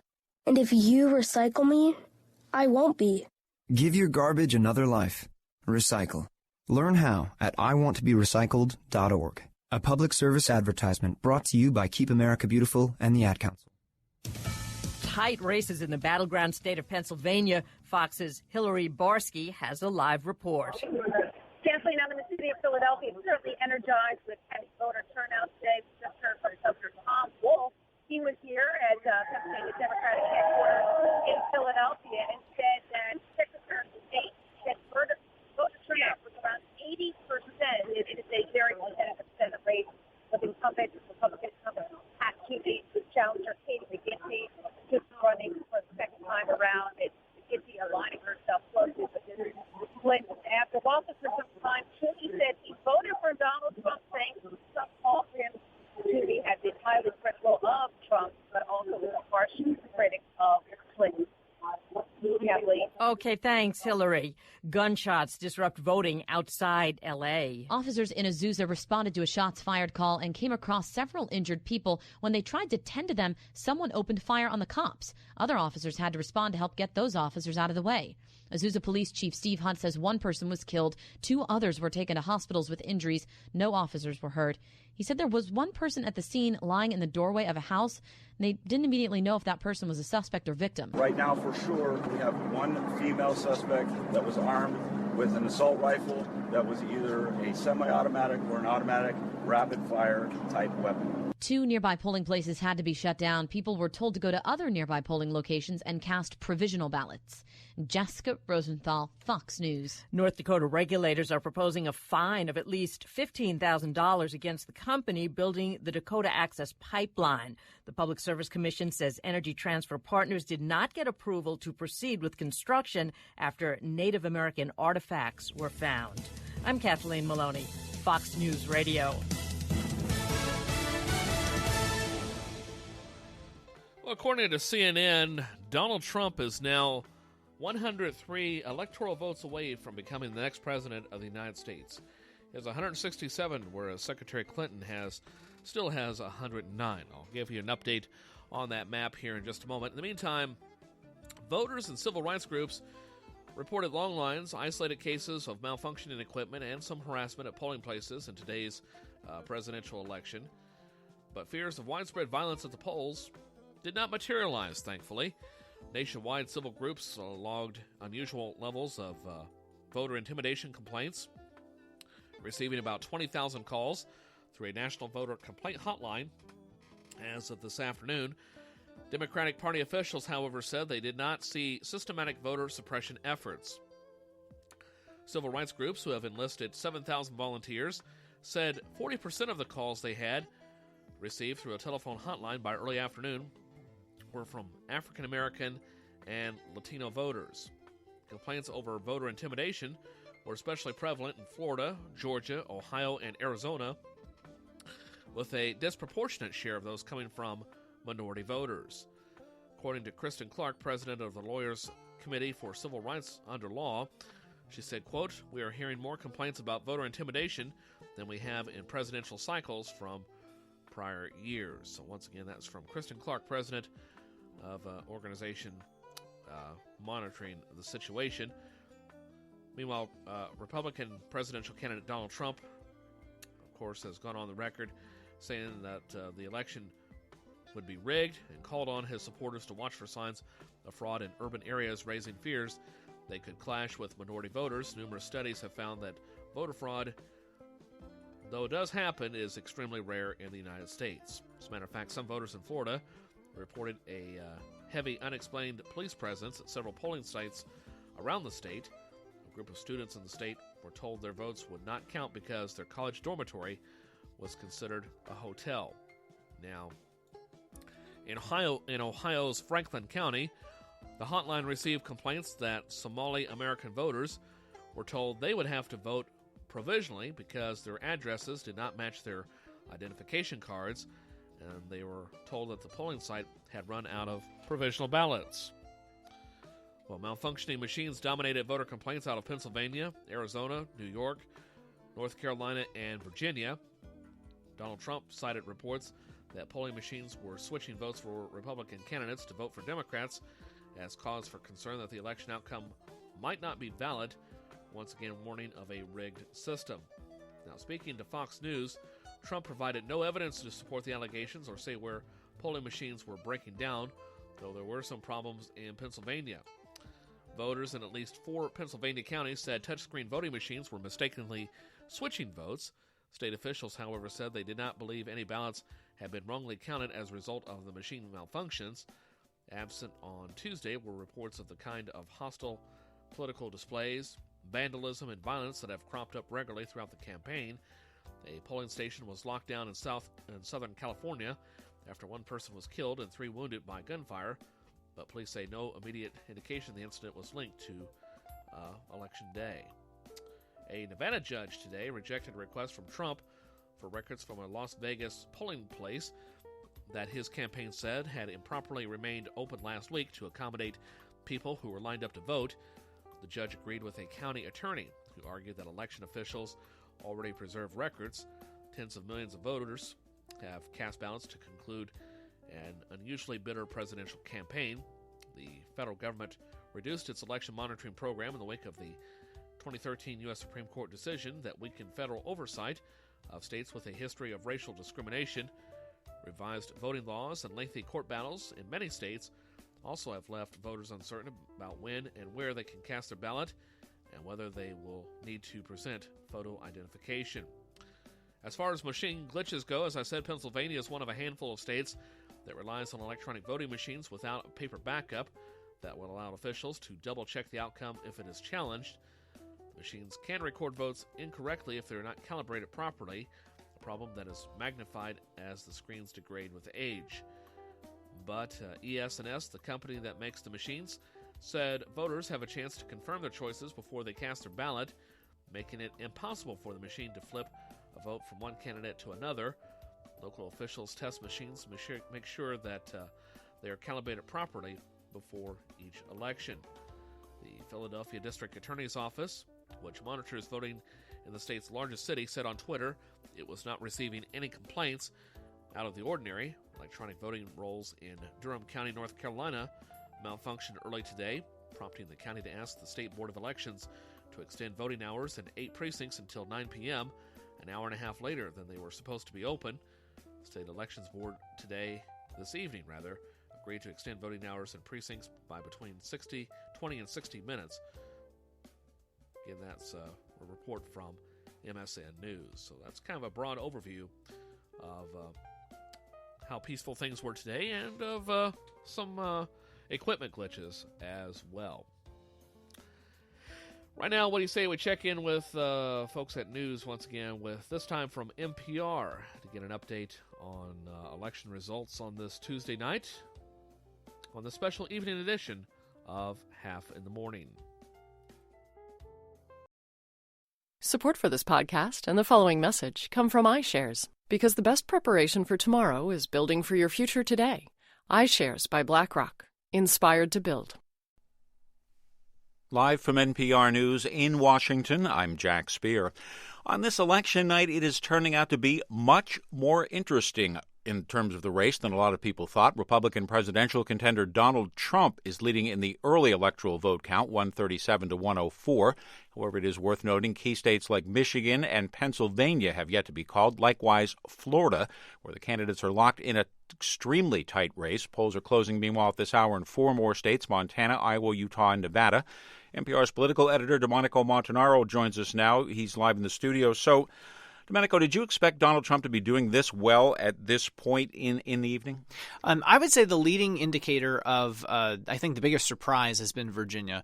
That was a state that Hillary Clinton had been favored in for quite some time, and for most of the night tonight, Hillary Clinton was down in Virginia. It looks like now she's taken the lead there because of the Northern Virginia counties that have come in, but even if she were to win tonight, it's certainly by a lot closer than the Clinton campaign would have liked, and there are a host of other states inside that Democratic blue wall that Hillary Clinton would have liked to win, places like Michigan and New Hampshire, that right now aren't going as well as she would like. So Donald Trump's path more mathematically possible than many had thought at this point. More mathematically possible than had been known or seen throughout the entire campaign, but I have been saying all along that Clinton had a broad, consistent, but shallow lead, and that we should expect close races all throughout the night tonight, and that is coming true tonight, and Donald Trump doing surprisingly well in places that Clinton had been thought to do much better. NPR's political editor, Domenico Montanaro. Also joining us in studio at this hour, NPR's Nina Totenberg. She's been watching the Senate races. Democrats' hopes seem to be slipping away here, Nina. They really needed to do a little better than they're doing tonight. Well, they're not gone yet, but they've picked up just one Senate seat in Illinois, where the most vulnerable Republican incumbent lost to Congresswoman Tammy Duckworth.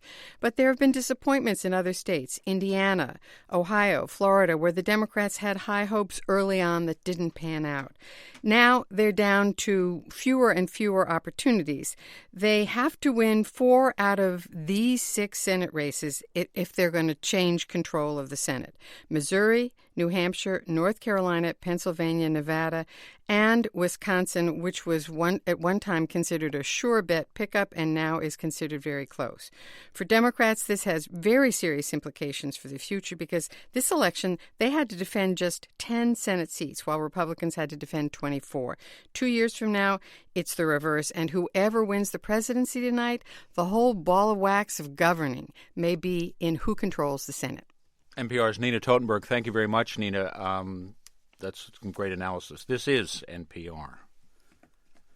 The issue of gun control is also on the ballot for many Americans today. Voters in 4 states will decide on ballot initiatives that would, among other things, require background checks for certain kinds of sales. NPR's Adrian Florido has that story. In Maine, an initiative on the ballot would require a background check before the sale or transfer of a gun between any 2 people who are not licensed firearm dealers. Nevada has a similar measure on the ballot, requiring anyone selling a gun to do so through a licensed gun dealer. The dealer would then run a background check on the potential buyer. A ballot measure in California would ban the possession of large-capacity ammunition magazines. And finally, if a ballot measure in Washington passes, police or family would be allowed to get a court order temporarily banning someone from possessing a gun if that person has a mental illness, a history of violence, or if there's indication that person may harm themselves or others. Adrian Florido, NPR News, Washington. Some disruption in California voting tonight after a shooting incident in Azusa, California. Police there confirming that 1 person is dead. Several others were injured in that shooting. It occurred around 2 p.m. Pacific time. Because of the incident, some voting had to be moved. However, there was no indication the shootings were in any way election-related. One of those polling places has since reopened. And recapping some of the numbers we are getting this hour late in the evening at 10 o'clock on the East Coast. Donald Trump has now won in Montana. We are watching some other key races this evening, including Virginia, Michigan, and Ohio, as well as Pennsylvania. All those races still are too close to call at this hour. I'm Jack Spear, NPR News, in Washington.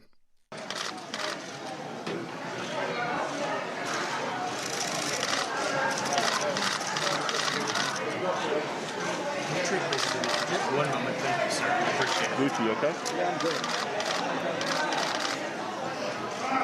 Mike, can I come on the left side of you? Yes, sir. Thank you.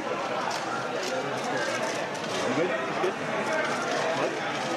Okay, on distance, sir. Are you okay? Just looking at okay. Good. So who did you vote for? Tough decision. What are you doing for the rest of the day? Leave It to Beaver. Starring Barbara Billingsley.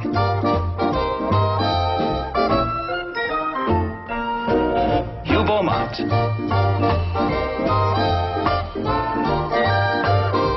Tony Dow.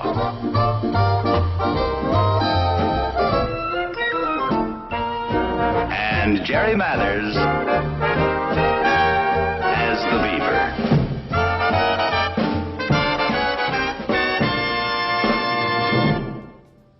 Welcome back to the special evening edition of Haff in the Morning election night coverage here for November 2016.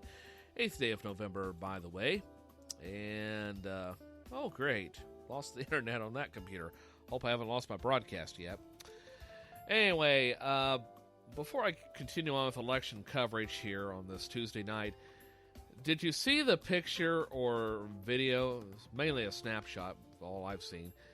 The picture of Donald Trump at the polls earlier today, and he looked like a little kid in school who was copying off of the student next to him, which happened to be his wife Melania. He's standing there at the poll, ready to mark his ballot, and he's looking over like, I wonder who she's voting for. I mean, you don't even trust your own wife? This is what happens when you rub people the wrong way, Donald, even your own wife. You don't even trust her enough to vote for you? Well, that's her decision. You can't control that. You have no control over that, sir. Now, anyway, moving on with the program. And speaking of Donald Trump, he is now leading Secretary Clinton 168 electoral votes to 122. Okay. Again, Donald Trump leading 168 to 122 electoral votes as of this point. Donald Trump now projected to win in Ohio and Missouri. Called Missouri long before the election today, but it's now looks like it's going to be confirmed. Meanwhile, Clinton is expected to pick up New Mexico. So once again, Trump leading by at least 167 to 168 votes compared to Clinton's 122 votes. And we're slowly working our way towards California. That's the state I'm keeping an eye on. But at this point, as I said, New Mexico is going towards Clinton, whereas Arizona, Colorado, Utah, and Nevada are tending to lean toward Trump at this point. They are still in the yellow category, whereas Montana, Wyoming, the Dakotas, Nebraska, Kansas, Oklahoma, Missouri, Arkansas, Louisiana, Alabama, Mississippi, Texas, all have gone towards Trump, okay? But again, waiting on California, and their polls should be closing here in the next, probably in the next 14 minutes, if I'm not mistaken. But I'm not sure at what time polls in California close. But trying to get the information on that as we roll on.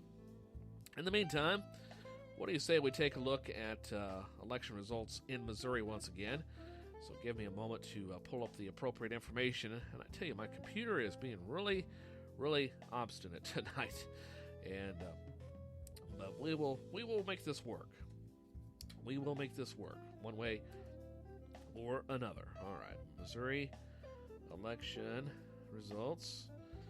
And just give me a moment for the computer to pull up the appropriate information, and we'll make our way through the program. Okay, that's not what I was looking for. How to register to vote. I've already done that. Okay, voting information. Let's see. Of course, they changed it, and now can't find it in a hurry. How about election results? There we go. What a novel concept. November 8th. All right, and click on Submit. And here are the unofficial results. In Missouri, Donald Trump clearly has the lead over Secretary Clinton with over 1,000 precincts reporting out of 3,241 precincts. Again, Donald Trump leading 696,000 compared to Hillary Clinton's 313,000 plus. Jason Kander trailing Roy Blunt in the U.S. Senate race. In the governor's race, it looks like Greitens is leading Koster. So it looks like Missouri is going all Republican on the statewide and national offices once again. In the lieutenant governor's race, Parson leading Carnahan by 250,000 plus votes, give or take. In the Secretary of State's race, it's Jay Ashcroft leading Robin Smith. In the state treasurer's race, Judy Baker, Democrat, trailing Eric Schmidt by a nearly 2-to-1 margin. In the attorney general's race, Josh Hawley in the lead against Teresa Hensley, Democrat, in that race. As far as the amendments are concerned and so forth, and give me just a moment here as I find the appropriate information.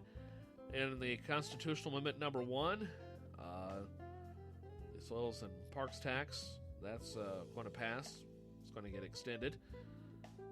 718,000 plus yes votes to 180,000 plus no votes. Constitutional Amendment number 2, that is leading 618,000 plus compared to 269,000 no votes. Constitutional Amendment number 3, that is failing, 351,000 plus yes votes to 556,000 no votes. Constitutional Amendment number 4, that is leading 521,000 yes votes plus to 360,000 plus no votes. And Constitutional Amendment number 6, that is leading 593,000 plus yes votes to 296,000 no votes. And Proposition A, that is failing by 384,000 plus yes votes to 511,000 plus no votes. And that's where we stand in Missouri at this point. Another update, breaking news. Hillary Clinton starting to get a little bit of momentum in the presidential race, and now up to 131 electoral votes. And what state did she pick up? Still not clear on that. Donald Trump, though, one source says 168, the other source says 167. I'm going to go with CNN because they have it current here. So they are reporting 167 electoral votes compared to Clinton, 131 electoral votes, and still no word yet from California. And let's see if I can get this to update and get fresh information. But again, one source says 168 for Trump, another says 167. Well, let's see. MSN is reporting 168, CNN is reporting 167. I know it's just one electoral vote, but it can make all the difference in the world. But still waiting on results from Minnesota as well as Iowa. And Pennsylvania is another holdout state. Pennsylvania at this point is just barely in Clinton's favor. I mean, we're talking a little over 100,000 votes there. Maine is also favoring Clinton by almost 20,000 votes. Looks like the rest of the eastern seaboard is pretty well tied in. Taking a look at North Carolina, they are favoring Donald Trump by almost 200,000 votes. State of Georgia leaning towards Trump by nearly 500,000 votes, and the state of Florida leaning towards Trump in his favor by a little over 100,000 votes. Okay, so those are the ones we're keeping an eye on. Then also in Michigan, favoring Donald Trump by almost 40,000 votes, and in Wisconsin, favoring Donald Trump by roughly almost about 52,000 plus votes there. Now, looking out west, Arizona, let's see, they are favoring Donald Trump by about almost 50,000 votes. Utah is favoring Donald Trump by nearly 29,000 votes. Nevada is favoring Donald Trump by nearly a little over 4,000 votes. And Donald Trump is also leading in Idaho by a wide margin. Of course, they just have 4 electoral votes in Idaho, but only 1/10 of a precinct is reporting. So those are most likely absentee ballots. But at this point, Donald Trump leading by 100 votes, 113 to 14 at this point. But still waiting for the polls to close in Washington, Oregon, California, Alaska, and Hawaii. Okay, haven't heard from any of those states yet. But right now, California, if Hillary Clinton gets California, I can pretty much say that she will either tie with or, well, because just got new numbers. Now, MSN is reporting that Donald Trump has 197 electoral votes, whereas Hillary Clinton has 131. CNN is still behind, so somehow Donald Trump picked up another 30 electoral votes, and I'm not sure where they came in from. I haven't seen that yet, but hopefully we'll get some details on that here pretty soon. Well, I say we check in with CBS Radio. We'll do that right now and have some more news updates, and may have to go into overtime coverage on this election night. It wouldn't be an election night coverage if there wasn't a little bit of drama, is there? Anyway, more of Haff in the Morning, Election Evening Edition 2016 comes your way on this podcast. CBS News, I'm Bill Whitney. The polls in all but 6 western states are now closed, and so far Donald Trump leads in the delegate count, but the vote count in the battleground states is so close that CBS News rates most of them as toss-ups. Ohio is leaning Trump. Trump has an edge in Georgia and Iowa.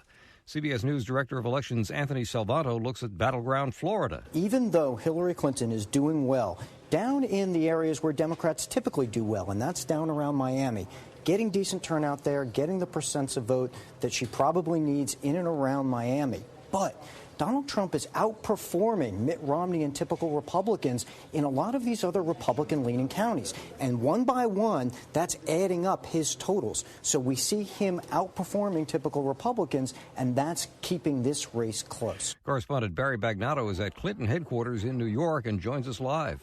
Bill, election night keeps looking better and better for Donald Trump, who has been watching increasingly promising results with family members and his running mate Mike Pence at Trump Tower.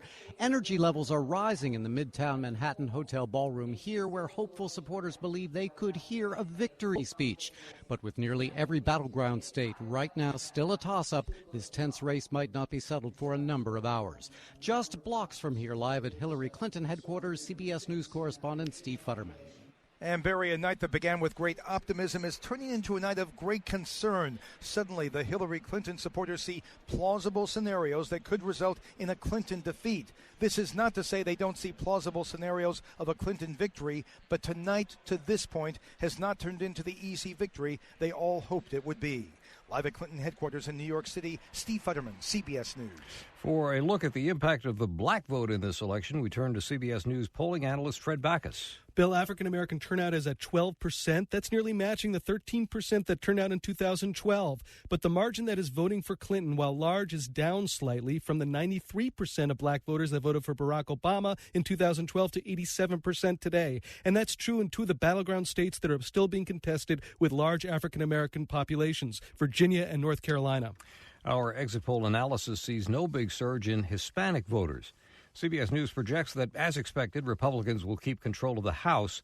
In the Illinois Senate race, we estimate Republican incumbent Mark Kirk will lose to his Democratic challenger, Congresswoman Tammy Duckworth.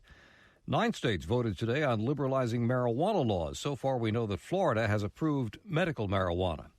The stock market rallied yesterday and again today on the expectation of a Clinton victory. Now, with the outcome less certain, overseas markets have tanked and Dow futures are down 500 points. Earlier today, the Dow was up 72 points to close at 18,332. The Nasdaq 27 points higher. This is CBS News. Need a website? Why not do it yourself with Wix.com? No matter what business you're in, Wix.com has something for you. Used by more than 84 million people worldwide, Wix.com makes it easy to get your website live today. You need to get the word out about your business? It all starts with a stunning website. With hundreds of designer-made, customizable templates to choose from, and the drag-and-drop editor, there is no coding needed. You don't need to be a programmer or designer to create something beautiful. You can do it yourself with Wix.com. Wix.com empowers business owners to create their own professional websites every day. When you're running your own business, you're bound to be busy. Too busy. Too busy worrying about your budget. Too busy scheduling appointments. Too busy to build a website for your business. And because you're too busy, it has to be easy, and that's where Wix.com comes in. With Wix.com, it's easy and free. Go to Wix.com to create your own website today. The result is stunning. Twitter's video sharing app might not completely disappear after all. CBS News business reporter Jason Brooks explains. Twitter could score some cash for its Vine feature, even though the company has already said it's closing down the video sharing app. TechCrunch reports that Twitter may be receiving some interest in Vine, mentioning Japanese messaging firm Line as a possible suitor. Twitter could get upwards of $10 million for Vine, although the New York Times reported that it cost Twitter $10 million a month to run the operation, a big reason why the struggling firm shut down Vine, as Twitter needs to go lean and mean if it's going to survive on its own or make itself more attractive to potential suitors. Officials in coastal Sri Lanka found themselves confronted with a monster, a 17-foot crocodile. Officials believe river levels rose after heavy rain and the giant croc was pushed toward the town of Matara. It was looking for food when it got stuck in a canal. Instead of killing the croc, they rescued it with a crane. I'm Bill Whitney, CBS News.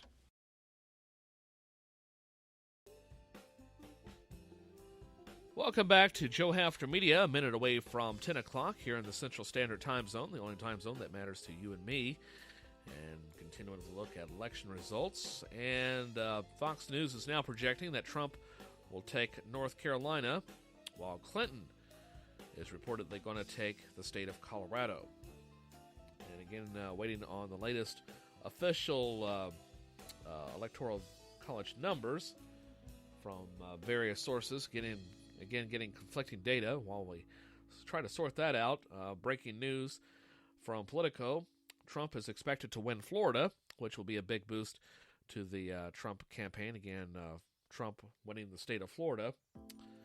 And meanwhile, Bennett wins re-election in the state of Colorado. We'll find out more details on that as the night progresses. Right now, though, taking a look at some other information for you on this election night. I have a Deerberg's head. Great. I don't care about turkeys right now. I care about the election results. U.S. stock index figures tumbled in choppy trade today as tight races in key states, including Florida and Ohio, stoked bets that Republican Donald Trump could win the United States presidential election, spooking investors who have been counting on a victory by Democrat Hillary Clinton. Trump and Clinton were locked in close battles in several battleground states, although opinion polls gave Clinton an edge in the closing hours of the campaign. Financial markets reacted violently to the preliminary results, with S&P futures rising as much as nearly 1% and falling more than 3% at one point. As a matter of fact, a risk-off mood pervaded financial markets, driving down stock index futures and the Mexican peso, while gold and treasuries prices rose. According to Peter Kenny, senior market strategist at Global Markets Advisory Group in New York, he said that Donald Trump has stunned the consensus thinking thus far. Ahead in Florida, Virginia, Ohio, and North Carolina, in addition to being ahead in the electoral count and popular vote that has triggered the onset of panic in global financial markets. Kenny says it's too early to call, obviously, but clearly markets were tentative today and seem to be growing increasingly concerned.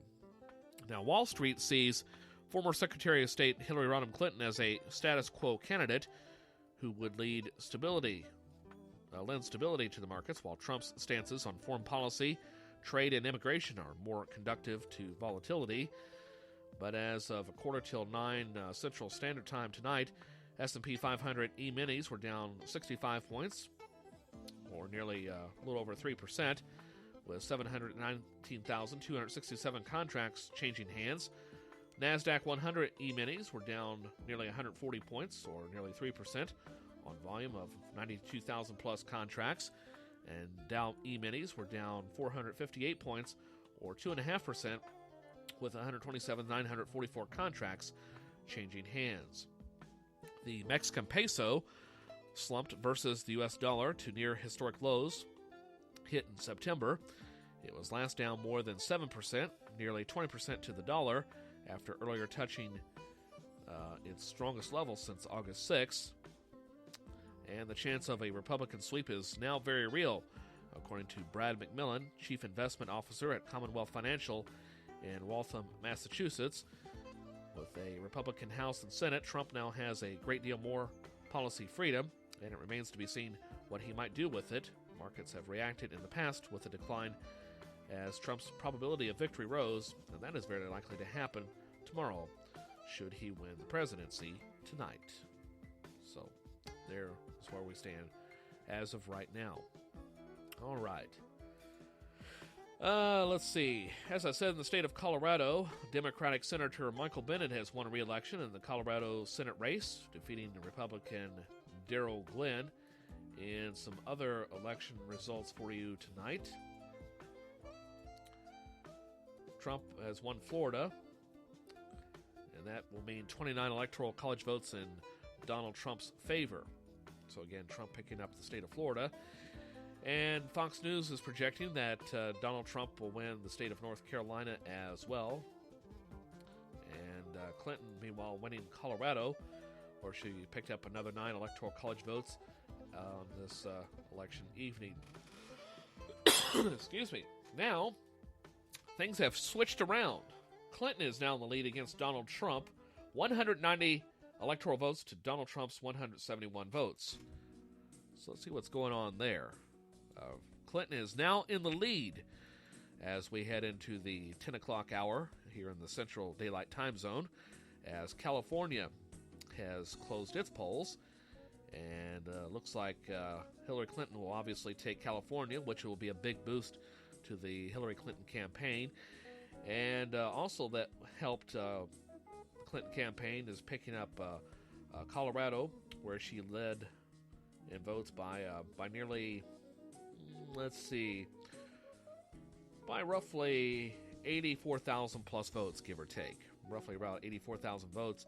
And in New Mexico, Hillary Clinton won by a narrow margin, picking up a little over 50,000 votes there. Still waiting on results in Arizona, Utah, and Nevada. But again, Clinton campaign getting some help from Colorado, New Mexico, California.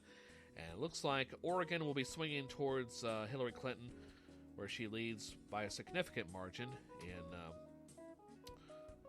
early reporting, where nearly 10% of the precincts are reporting. As a matter of fact, excuse me, Hillary Clinton has 235,911 votes in the state of Oregon, whereas Donald Trump has 67,272 votes. So it's going to be interesting to see how that goes. And Hawaii has just closed its polls, still waiting on results in Alaska and Washington State. Now, again, a big boost with California with 55 electoral votes, and Colorado has 9. That brings it up to 64, plus another 5 electoral votes in New Mexico, bringing it up to 69 total electoral votes.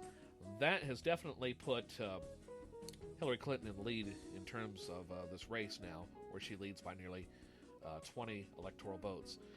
Still too early to call in Florida, Michigan, North Carolina, New Hampshire, Pennsylvania, and Wisconsin, according to CNN at this point. Wisconsin, as a matter of fact, Trump is still leading by, by about 63,000 plus votes at this point. So, again, still waiting on those states. But Gary Johnson, I should say, surprise in the state of Michigan, and as well as in Nuevo County, where he's picked up over 3 to 4% of the popular vote, which is pretty significant for a third-party candidate in this race. Doing pretty good there. Excuse me, I know I haven't talked much about Gary Johnson. I've been focused mostly on Trump and Clinton.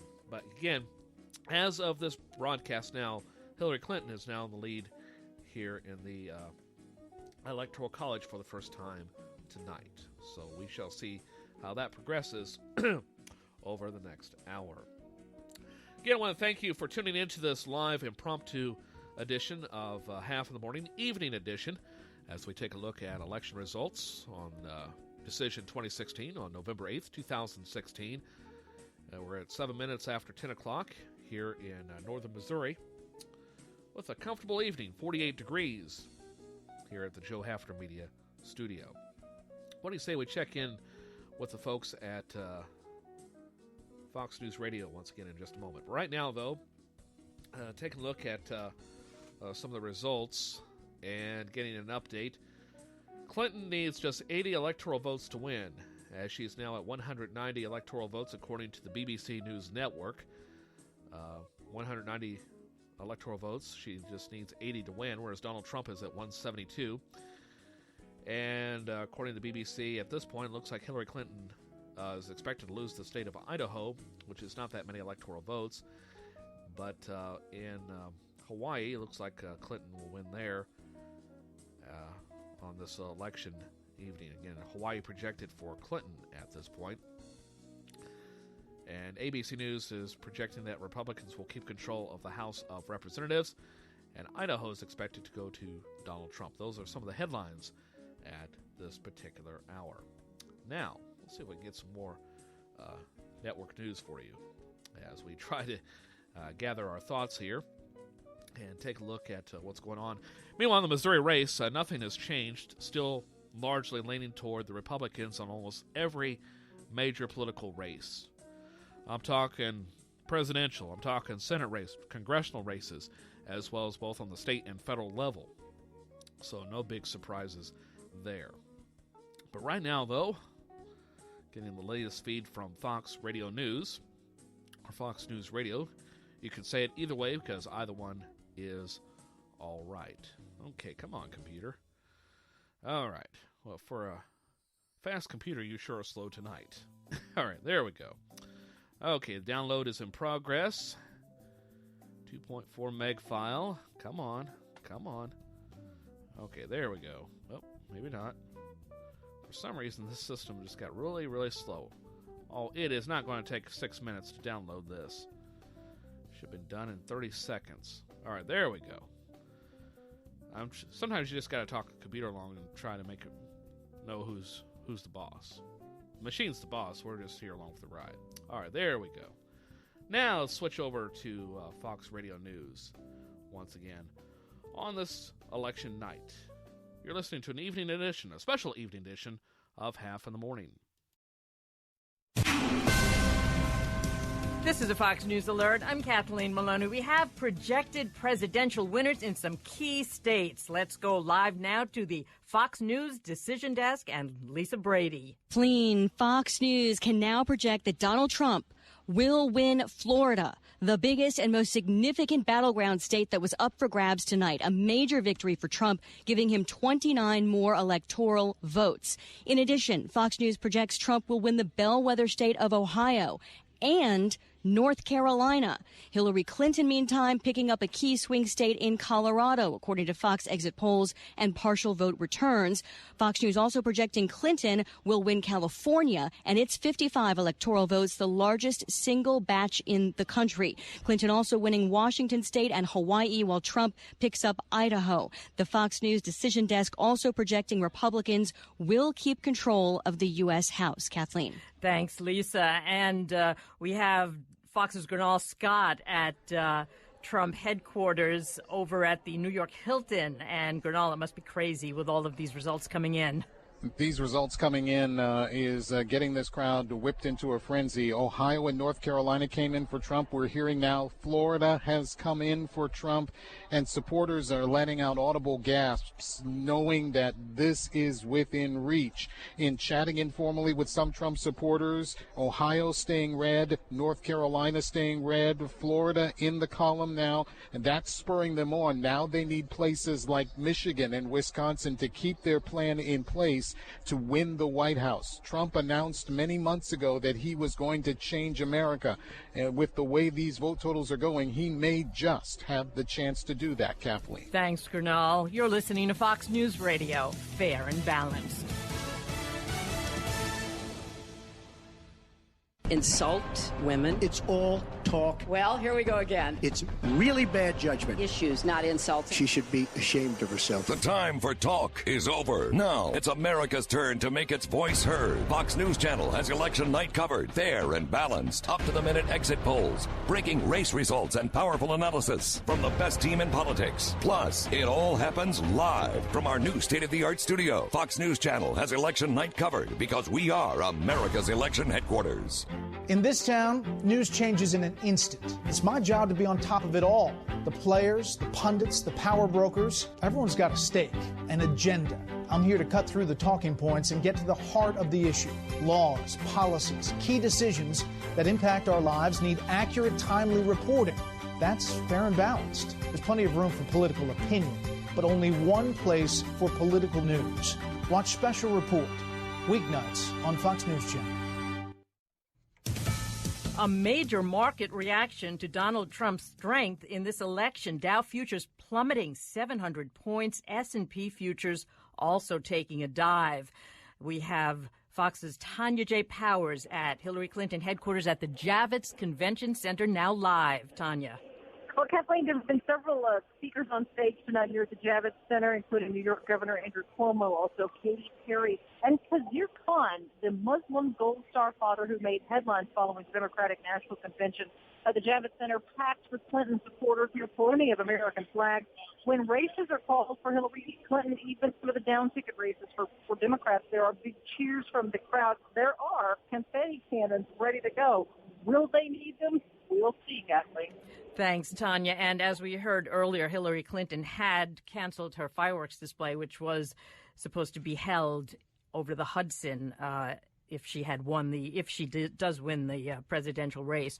A delay in the Charleston Church massacre trial. Jury selection expected to start in the federal death penalty trial of Dylan Roof, now bumped back to November 21st because Roof is undergoing testing to determine his mental competency. He's accused of killing 9 black people during a Bible study at a church in Charleston in July of 2015. A federal judge issuing the order delaying jury selection after receiving undisclosed information from defense attorneys during a closed-door meeting Monday. Authorities say the 22-year-old Roof killed the churchgoers because of his hatred of black people. He faces 33 federal counts, many involving hate crimes. A separate state murder trial tentatively scheduled for January. Jane Metzler, Fox News. And a gunman is dead after killing a man and critically wounding 2 women not far from 2 polling places in L.A.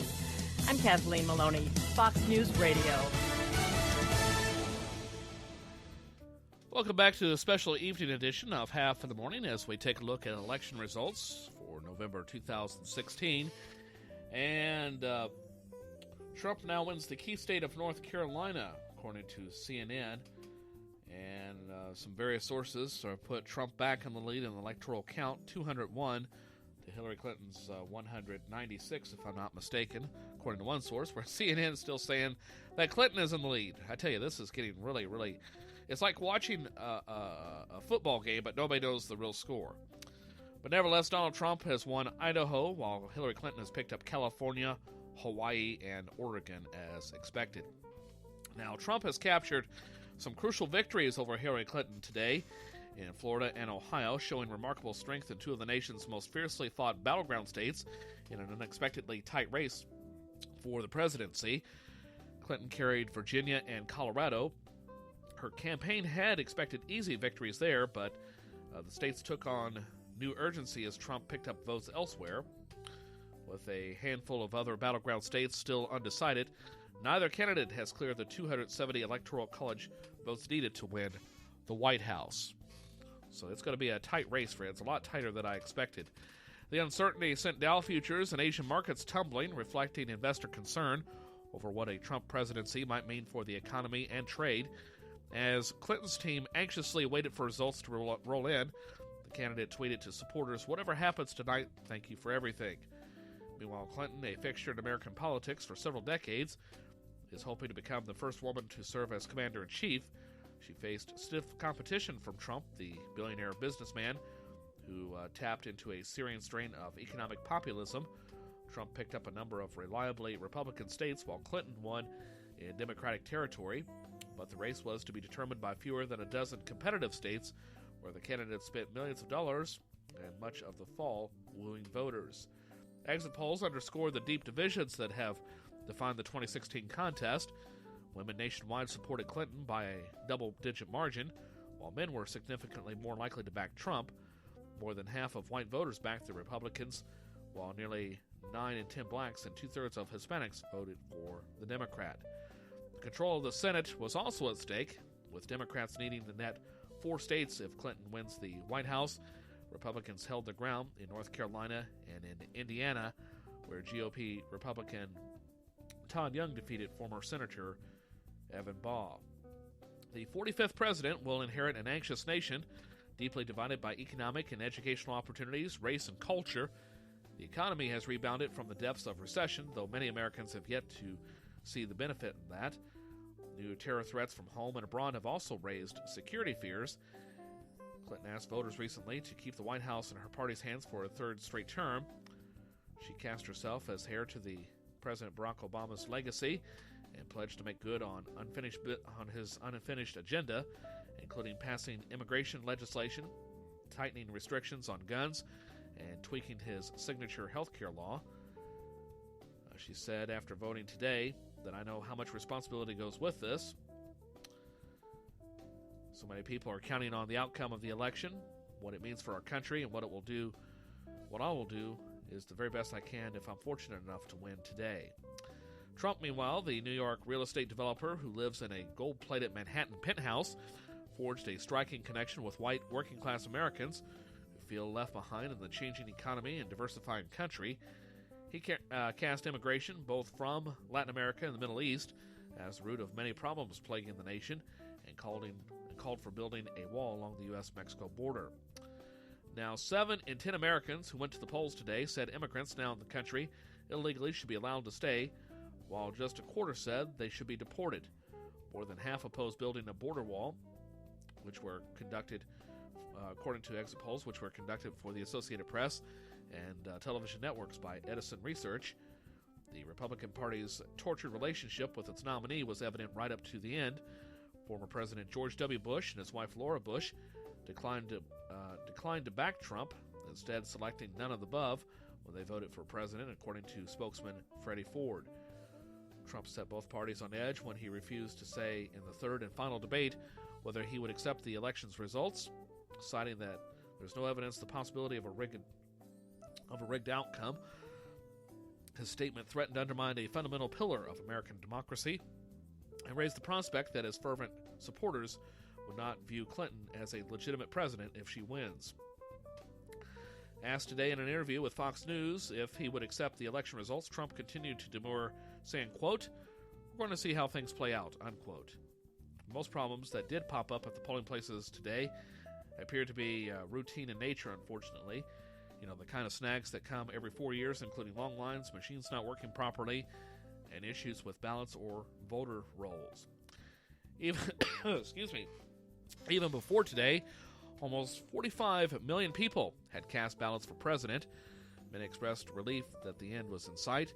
After an election season in which personal attacks often drowned out the issues, Clinton has denounced Trump for calling Mexican immigrants rapists and promoting a ban on Muslims entering the United States, and for his long line of remarks about women that culminated in an audio in which he bragged about grabbing their genitals. Her campaign was hoping to high turnout among Hispanics would push her over the top in states like Florida and Nevada. Trump called his opponent Crooked Hillary for her use of a private email server as Secretary of State and her complicated ties to the family's Clinton Foundation. And again, CNN is reporting that Clinton is leading Trump in the Electoral College count vote by 10 votes. Clinton at 197 and Trump at 187. Let's see what other sources are saying at this hour in regards to the electoral map. Again, the road to 270 shows that Clinton leading Trump 197 to 187 according to CNN being reported right now. All right, and let's see if anything has changed here. It doesn't look like anything new there, so continue to keep an eye on that. Let's see if I can find some other sources of information, such as CBS Radio. We'll check in with them in just a moment. Right now, though, I think it's time to check in with NPR, if we haven't done so already. So we just heard from Fox Radio a little bit ago. So we'll go to NPR and give me a moment to refresh the information and get the latest newscast that I can find. It will be raring to roll. 23 minutes after 10 o'clock on this Tuesday night here in the Central Daylight Time Zone. And getting the latest newscast now and have it ready for you in about 40 seconds or a little bit less. 40 seconds, 35, 40. Okay, come on, computer. All right, well, that's loading. Let's take a look at this screen. And again, Hawaii is projected to go towards Clinton, which is no surprise there. It's a strong Democratic state. And some other news headlines at this point. BBC is reporting the same thing as CNN, where Trump is trailing Clinton 197 to 187. So maybe the number is correct. ABC is also projecting that Republicans will keep control of the House of Representatives. The state of Oregon is going for Clinton. And North Carolina projected for Trump, so nothing new in that regard. So at this point, it looks like Clinton needs 73 electoral votes to win the presidency, while Donald Trump obviously needs 83 electoral votes. Okay. And waiting for the news to finish downloading as we move on this Tuesday night. And again, here in Missouri, as far as the political races are going, all leaning towards Republican on the national scene. That includes the presidency, governor's race, Senate race, state House and state Senate races. Again, all leaning toward the Republicans. Okay, we're about 2/3 of the way downloaded there. You know, for such a simple little podcast, it sure takes a long time to download this episode. Okay. Hopefully it didn't lock up. All right, let me see what's going on here with this file. And almost done. 26 seconds, 18, 17. All right, there we go. Almost got it. We're at 81% and climbing. 6 seconds left. 87%. This is tantalizing podcasting at its best. There we go. Now it's ready. Wasn't that easy? Next, please. Okay. Go to the Tuesday folder. And we'll load that right there. And away we go. On this evening edition of Haff in the Morning. Here is NPR News once again. Support for this podcast and the following message come from iShares, because the best preparation for tomorrow is building for your future today. iShares by BlackRock. Inspired to build. Live from NPR News in Washington, I'm Jack Speer. As the polls close on the West Coast at this hour, it is definitely a scenario on the political map tonight that virtually no one, at least none of the pollsters, might have predicted just a few weeks ago. Polls are now closed in 49 states, and it appears the so-called blue wall, if not crumbling, is getting stretched. A number of key battleground states have not yet been called, including Michigan and Pennsylvania. Other crucial states like Florida and Ohio are now in the Donald Trump column. Trump has a clear lead in terms of electoral votes at the moment, 197 versus 131 for Hillary Clinton. NPR's Ron Elving joins me now. So, Ron, how could the pollsters, at least in some of these states, have been as far off the mark as they are at the moment, do you think? It is possible that some of the voters that the Democrats were counting on and the pollsters were counting on when they gave Hillary Clinton approximately a 4 percentage point lead nationwide were just not motivated enough to come out and vote, or some of them may have actually changed their minds. But probably the more likely explanation is that a certain number of people who were expected to vote for Hillary Clinton didn't do so. So we're getting AP projections now that say Donald Trump wins Idaho, Hillary Clinton wins California and Hawaii. No big surprises there. What states remain critical for a Clinton win, perhaps that haven't been called yet? There is a path for her, but it has become very difficult because she needs to turn things around in two states that not long ago were considered safe for her, Michigan and Wisconsin. She's behind in both. There are a lot of votes to be counted, but she needs to turn around a fairly substantial lead for Donald Trump in both of those states. Then she needs either New Hampshire or Nevada. She could get either, she could not get either, and if she does not get one or the other, and if she loses Michigan or Wisconsin, then her blue wall has broken. NPR's political editor, Ron Elving. Asma Khalid joins us now, too. You've been watching the demographics, Asma. Some interesting contrasts in terms of demographics here, right? That's right. I've been looking at some of the pain points, you could say, for Hillary Clinton. One of the major ones is that all of the polling had suggested that she would likely win white college graduates. If you look at the national exit polls, she's down by about 4 percentage points to Donald Trump. Certainly that's better than what we saw with President Obama, but it's not at all what we had expected. And I should say that differs state by state. She seems to have done a little bit better among some of those college-educated voters in North Carolina, and perhaps that's kind of what's been keeping her in the race there. No surprise with white male voters, obviously, in terms of Trump to some extent. I would say overall, Hillary Clinton seems to be underperforming President Obama when it comes to white voters. I saw that in Florida. I saw that in Michigan. She's quite severely underperforming what President Obama did with white voters across the board. All right. NPR's Asma Khalid joining us once again. We do have some numbers in California. No surprise, the AP projecting Hillary Clinton has won that state. This is NPR. World markets are jittery as election returns suggest a tighter than expected race between Hillary Clinton and Donald Trump. NPR's Adrian Florido has that report. Stock markets hate uncertainty. Right now, the result of the U.S. presidential election is anything but certain, and markets are responding. Dow futures were down nearly 800 points this hour, or 4%. The S&P was down nearly 5%. Asian markets opened solidly, but quickly tumbled as Trump gained an electoral college lead over Clinton. Japan's Nikkei index fell 2.5%. Hong Kong's Hang Seng index fell 1.7%. In Mexico, the peso is down 10%, bringing it to a record low against the dollar. Many markets see a Trump presidency as a destabilizing influence on the global economy, so they are definitely watching to see whether he wins. Adrian Florido, NPR News, Washington. WikiLeaks head Julian Assange has said his organization's decision to release hacked emails from the Hillary Clinton campaign was not, quote, due to a personal desire to influence the outcome of the election. In a statement issued today, Assange also denied allegations he was seeking to support Green Party candidate Jill Stein or taking revenge for the jailing of former U.S. intelligence analyst Chelsea Manning.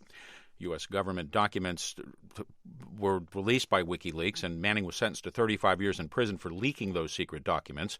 Assange says WikiLeaks would publish material on Clinton's rival Donald Trump if it received material that it, quote, deemed newsworthy. Once again, recapping the top numbers at this hour, Donald Trump, according to the Associated Press, has won Idaho. Hillary Clinton is projected to win California and Hawaii. Hillary Clinton also projected to win Colorado. I'm Jack Speer, NPR News, in Washington. And this is Joe Hafner here with you on this evening edition, special evening edition of Half of the Morning. Now straight up at 10:30 on this Tuesday night, the 8th day of November. And take a look at the latest in election results. Really, Bing. Anyway, Bing is reporting at this point. Let's see here. What do we have for you? If I'm reading this right. 38 of 51 races called nationally. And they're reporting, Bing is reporting 216 electoral votes for Donald Trump, while Clinton has 197. Meanwhile, CNN is reporting Clinton in the lead at 197 to 187. So again, it's like watching the same game, but everybody doesn't. Everybody has a different score. But CNN is reporting that Hillary Clinton will win Oregon, which is no surprise there. Now, there are very few things that the Trump and Clinton campaigns agree on these days, but one point of total agreement is that the race has tightened over the last 10 to 14 days. That tightening is reflected in the Road to 270 map. The latest snapshot of the Electoral College map heading into the final days is a little more favorable towards Trump, but Clinton still holds a clear advantage according to some sources. Meanwhile, what has changed? Repeating some of the earlier iterations, Maine's 2nd Congressional District moves from battleground to lean Republican. New Hampshire moves from lean Democrat to battleground. Ohio moved from the battleground category to lean Republican. And Utah went from battleground to lean Republican. But that's where we stand this evening. All right, let's see. Now, the latest numbers show that Clinton trailing Trump by 7 electoral votes at 216 to 209 respectively, according to Bing.com. All right, let's see what else we got for you. Live election updates, and these are 14 to 18 hours old. These are not election updates. These are news stories that are outdated now.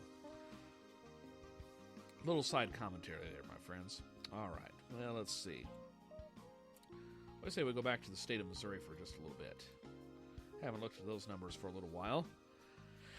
And according to the Secretary of State's website, it looks like we have a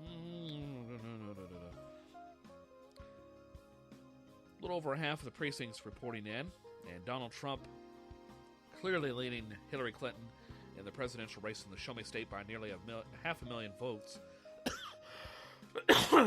Trump has 1,082,674 compared to Clinton's 520,346.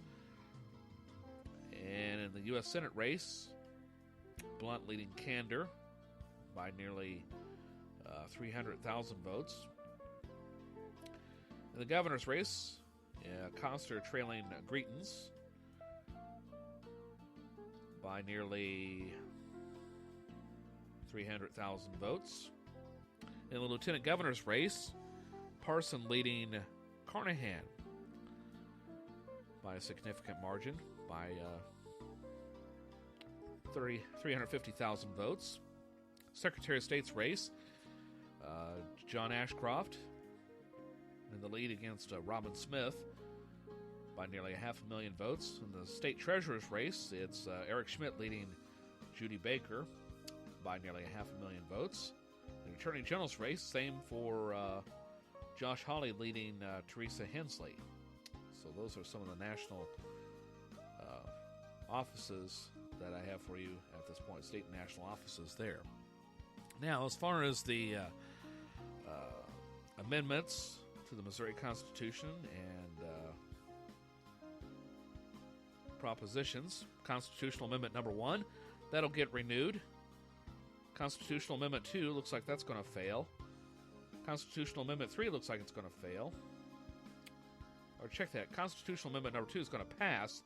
I should say Constitutional Amendment 3 is going to fail. Constitutional Amendment number 4 looks like it's going to pass. And Constitutional Amendment number 6 also expected to pass at this point, while Proposition A is expected to fail. Okay. Now, once again, Donald Trump leading Hillary Clinton in the electoral vote. 216 to 209. And even though Hillary Clinton picked up the state of Oregon, and as well as state of Washington and California, still waiting on Iowa, Wisconsin, as well as Michigan, Georgia, Arizona, Utah to check in, along with to tally their results. Let's see here. Or has Georgia already checked in? Maybe I'm mistaken. For some reason, they are still not showing a solid color here. Oh, well, Donald Trump now leading 232 to 209, according to Bing.com. So Donald Trump has picked up some more votes as Georgia has thrown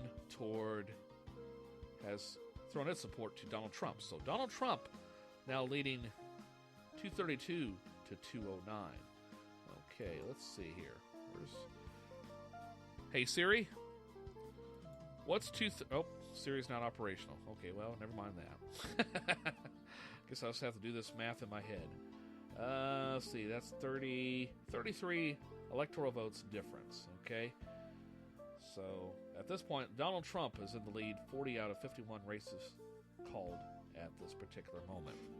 All right. 10:36 on this Tuesday night. Yeah, let's see if we have any other projections for you from BBC. So I'll switch to another computer.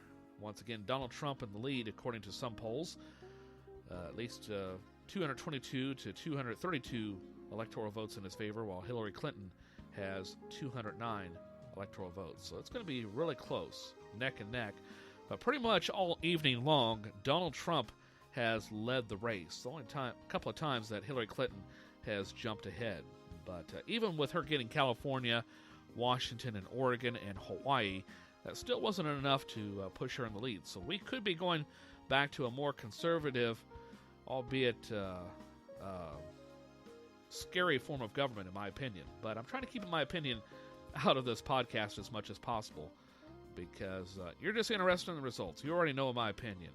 And it's going to be an interesting 4 years, regardless of who gets elected president here once all is said and done. With that being said, though, let's check in with CBS Radio News. Well, we don't have CBS Radio News at the moment. Let's see if we can download that again. For some reason, we're having some technical issues there. So I'm going to download this one. That downloaded way too fast. That downloaded way too fast for it to be all there. I have a feeling this file is corrupt. Well, let's try this anyway. Well, it says it's all there. Let's check in with CBS Radio News, and I'll be back in 5 minutes with more coverage, more election coverage, on the special evening edition of Haff in the Morning. CBS News, I'm Bill Whitney. The races in most battleground states remain very close, but CBS News now estimates Hillary Clinton will win running mate Tim Kaine's home state of Virginia, while Donald Trump will take Ohio. The other battlegrounds are all toss-ups. One of them is Nevada. CBS News polling analyst Fred Backus joins us live with a closer look. Bill, despite an estimated lead in early voting for Hillary Clinton in Nevada, Hispanic turnout at 18% is even with what it was in 2012. And while 6 in 10 Hispanic voters in Nevada are breaking for Clinton, that's less than the 7 in 10 who voted for Barack Obama 4 years ago. Donald Trump is winning all white non-college voters and white men regardless of education, while white women with college degrees are evenly divided between Clinton and Trump. CBS News now estimates that Donald Trump is likely to win Florida and will win Ohio. Hillary Clinton will win California. The candidate's supporters are waiting nervously in New York. We go live first to Clinton headquarters and correspondent Steve Futterman. And Bill, the mood here, one of growing concern. There was a big cheer just a few moments ago when California was given to Hillary Clinton, but that was really a state she was expected to win. This Clinton supporter admits she's surprised but still confident. Well, I expected a landslide, but I think she's still going to win. And not even nervous. No, because I think I have faith in the people. Clinton supporters here now closely watching results from 2 states, Michigan and Pennsylvania. For a report from the Trump headquarters a few blocks away, let's go live to CBS News correspondent Barry Bagnato. The cheers keep getting louder here at Donald Trump's path to the presidency grows easier by the hour. Supporters have heard for days Clinton would likely claim the White House. Instead, Trump again is defying predictions as he has since announcing his candidacy. A tweeted picture shows him and family members with eyes wide open watching the results roll in exactly the way he hoped, with angry white workers turning out in droves. It's not over by any means, but it couldn't be going any better for Donald Trump. Bill? The entire House of Representatives and a third of the Senate are in play. Correspondent Steve Dorsey is following those races. Bill, the battle for Democrats to regain control of Congress just got more difficult. CBS News projects Republicans will retain control of the House. In the Senate, Democrats still aren't projected to win a key battleground race yet, losing in North Carolina now. Indiana and Florida, their only shining star, Congresswoman Tammy Duckworth ousting Mark Kirk in Illinois. No matter who you voted for today, we are all in this together. Several key races still toss-ups, Bill. Dow futures have plunged more than 700 points on the prospect that Trump might win. CBS News business analyst Jill Schlesinger. This is really not on anything except for anxiety. And as soon as we started to see that Florida was tightening and none of these swing states were called in Hillary Clinton's favor, all of a sudden the conventional wisdom on Wall Street started to shift. This is CBS News. Need a website? Why not do it yourself with Wix.com? No matter what business you're in, Wix.com has something for you. Used by more than 84 million people worldwide, Wix.com makes it easy to get your website live today. You need to get the word out about your business? It all starts with a stunning website.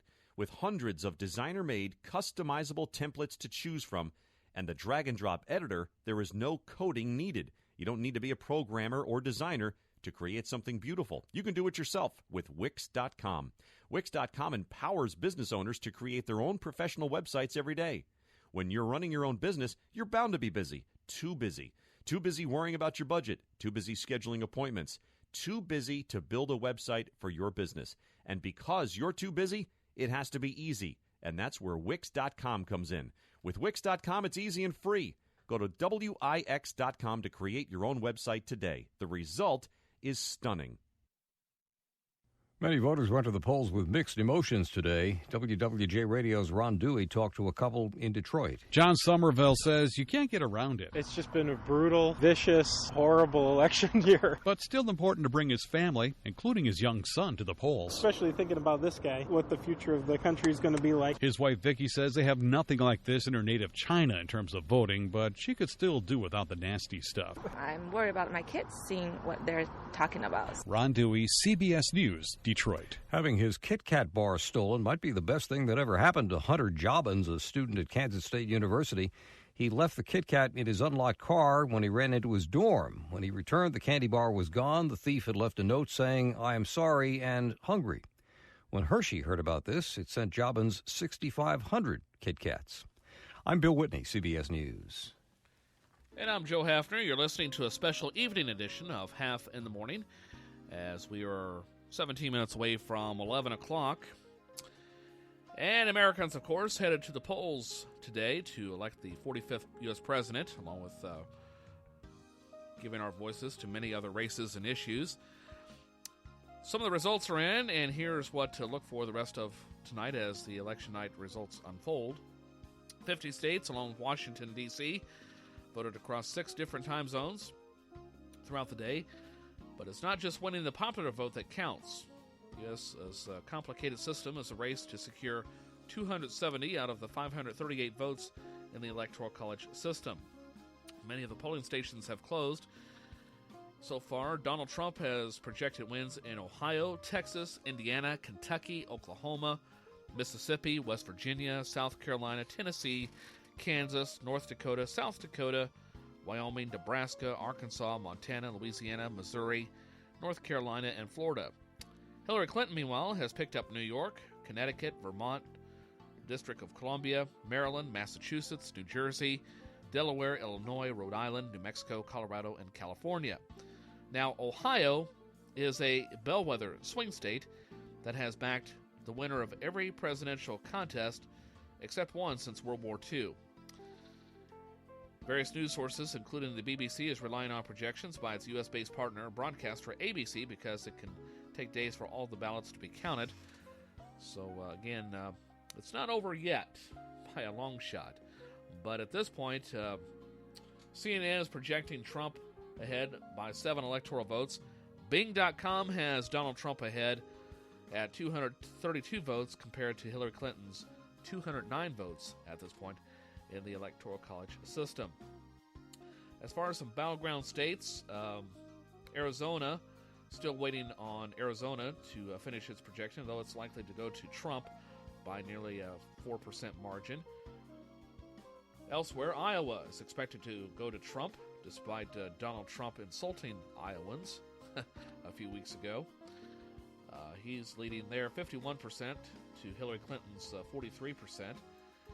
And in Michigan, a surprise, although it's a very close margin, looks like Donald Trump is expected to pick up Michigan as well as New Hampshire, which is also another surprise, and Wisconsin. So at this point, assuming these projections are correct based on current voting stats, it looks like Donald Trump could be the 45th president of the United States of America.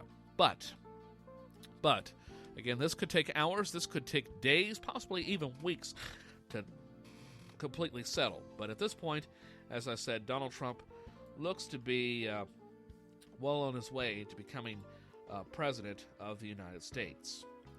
As far as the governor's races, in Missouri, Greetings is the projected winner at 53% compared to Chris Conster at 44%. And other Republican majorities include Indiana, where Eric Holcomb beat challenger John Gregg. Holcomb picked up nearly 52% of the vote, while Gregg picked up slightly over 45%. And some other Republican president or governor's races, I should say, gubernatorial races. Phil Scott of Vermont beat Sue Minter by 53 to 44% margin. And in North Dakota, in the governor's race there, looks like Doug Burgum beat Marvin Nelson by 76 to 20% margin, with Libertarian candidate Marty Risk taking nearly 4% of the vote.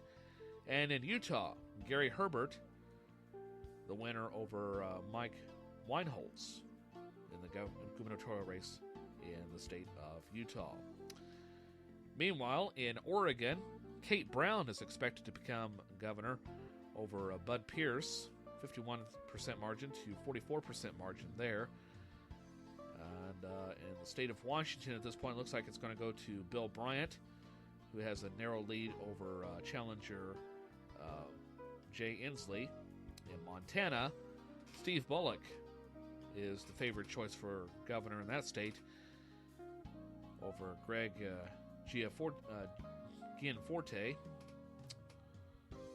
And some other gubernatorial races includes in North Carolina, where Pat McCrory has a narrow lead over Roy Cooper. So Republicans picking up a majority there, just barely. And in Vermont, so we already did that, did our New Hampshire. Let's try Vermont. Yeah, we got Vermont. Okay, New Hampshire. Looks like Chris Sununu will win over Colin Van Ostern in that gubernatorial race in that state. I tell you, this thing keeps refreshing, and it's getting really annoying. I know the computer's trying to be helpful, but I'll refresh it. There's a way, got to be a way to disable that. Let's see here. All right, I got 13 minutes to wrap this up. Looks like I'm going to have to go into a little bit of overtime here because we don't have all the results in just yet. As far as the U.S. House races are concerned, looks like the Republicans are going to pick up the majority throughout the state. Going to pick up 205 seats compared to the Democrats getting 144 seats. That's in the U.S. Congressional race. As far as in the Senate race, nationally, looks like we're leaning back toward the Republican Party, but just barely. At this point, Republicans will pick up 48 seats, while the Democrats will get 44 seats. So that's going to be another close margin there as well. But again, taking a look at the latest in the Electoral College, and Donald Trump, CNN finally seeing the light, and it looks like Donald Trump is going to be the next president of the United States, at this point anyway, with 232 votes in his favor in the Electoral College, whereas Hillary Clinton has 209. Again, still waiting on Arizona, Utah, along with Iowa, as well as Wisconsin, Michigan, and New Hampshire to report in. So let's see. How many electoral votes is that? This map doesn't show it, as far as I can determine. Tell you what, click on the state, see if that works. Well, that didn't work. All right, let's try this map. Okay, this one might have the information that I need. Then again, maybe not. Well, let's see. All right. But again, looks like Donald Trump favored to become the next president of the United States, and that map is not giving the information that I want either. Okay. So let's see. Tell you what, I'm going to take a little bit of a side break and see if I can get some more data here while I channel surf the internet, surf the interweb, and see if I can get something here that I can throw in here for the meantime. You know, a little friendly little distraction here. How about, this will kill a little bit of time. I was searching around for political parodies the other day, and I came across this fictional ad. And supposing radio and television existed in 1800, okay, and what it would have been like to hear a presidential ad in 1800. So I'm going to play that for you right now on this edition of Haff in the Morning. So I'm going to pause this, close this, and then play that. John Adams is a blind, bald, crippled, toothless man who wants to start a war with France. While he's not busy importing mistresses from Europe, he's trying to marry one of his sons to a daughter of King George. Haven't we had enough monarchy in America? I'm Thomas Jefferson, and I approve this message because John Adams is a hideous, hermaphroditical character with neither the force and firmness of a man nor the gentleness and sensibility of a woman. If Thomas Jefferson wins, murder, robbery, rape, adultery, and incest will be openly taught and practiced. The air will be rent with the cries of the distressed. The soil will be soaked with blood and the nation black with crimes. Are you prepared to see your dwellings in flames, female chastity violated, children writhing on a pike? I'm John Adams, and I approve this message because Jefferson is the son of a half-breed Indian squaw raised on hoe cakes, and Hamilton is a Creole bastard brat of a Scotch peddler. Anyway, there you have it, a political parody from 1800. What an election might have sounded like back then. Okay, let's see what else I got for you. How about, already did that one on yesterday's show. And let's see. Let's try, we'll play a soundbite. It's more of the craziness in this year's presidential race. And this is from Scotty Nell Hughes, spokesperson for Donald J. Trump. And, well, let's just say she had a slip of the tongue, and it led for some amusement here. As an evangelical Christian, I can actually say I think he was more bothered by the multiple uses of the MF word that night and the N word that was used within the lyrics in the songs. And I think also when you look at Jay-Z, and we talked about this that night, that he might be working on it, but one of his main videos starts off with a crowd throwing Molotov cocktails at the police, and this very much anti-police message that Beyonce has had this year. Molotov cocktails. Molotov. And what about There's my Jewish side coming out. So what about what about Pussy Willow? Sorts of things, huh? What about Pussy Willow? You know what? That's a song. But what I'm saying is, when you use those kind of words. The P word. I was just softening it. Oh, the kitty cat word on that side, the word that I don't like to use. That I think that's more that type of language being used, and all the criticism that goes against Donald Trump for a word that he used 11 years ago. It's just a double standard, as Hillary Clinton sat arm in arm with somebody that had just finished saying the word MF over and over. But Ted Nugent was grabbing his balls today at a Trump rally. He did. and Beyonce are not running for president of the United States. Jay-Z is an artist. Jay-Z, you cannot condemn rap music if you do not understand the conditions in which they talk about. And so for Donald Trump to actually sit here and talk bad about Jay-Z and Beyonce, he actually praised them. To culminate his African-American outreach, I just think it's ironic. I don't think there's ever any right to talk about MF or the N-word. I'm sorry, I don't think there's any place Can I just mention for the record, the problem about what Donald Trump said 11 years ago was not that he used the P word. It's that he talked about grabbing doing something which is sexual assault. Anyway, that's some of the craziness that we've heard in the presidential campaign to date. All right. Well, let's see. I'm still not finding the information that I'm seeking, but we're working on it. Okay, let's see. Let me refresh this screen, see if we've got any new data there. Well, it looks like Trump is still leading 232 to Hillary Clinton's 209 electoral votes at this point. And again, waiting on Arizona, Utah, as well as Iowa, Michigan, Wisconsin, and New Hampshire to report in and see if so that would mean there are 8. There's got to be more than that. Let's see how many more electoral votes we need there. Let's try this one out. But again, news media is now caught up, at least the sources that I've checked, and it looks like Donald Trump is favored to be the next president of the United States of America. Okay, well, that's the exact same thing. All right, well, let's just close that one out. And switch on over. Okay. All right. This is some really good broadcasting. Okay, well, I already played that a little earlier. But now it looks like all we're waiting on are for Alaska to close its polls, and I think that's the only state we're waiting on at this point. Again, Michigan, New Hampshire, Pennsylvania, Wisconsin, still too early to call, so still waiting on those results.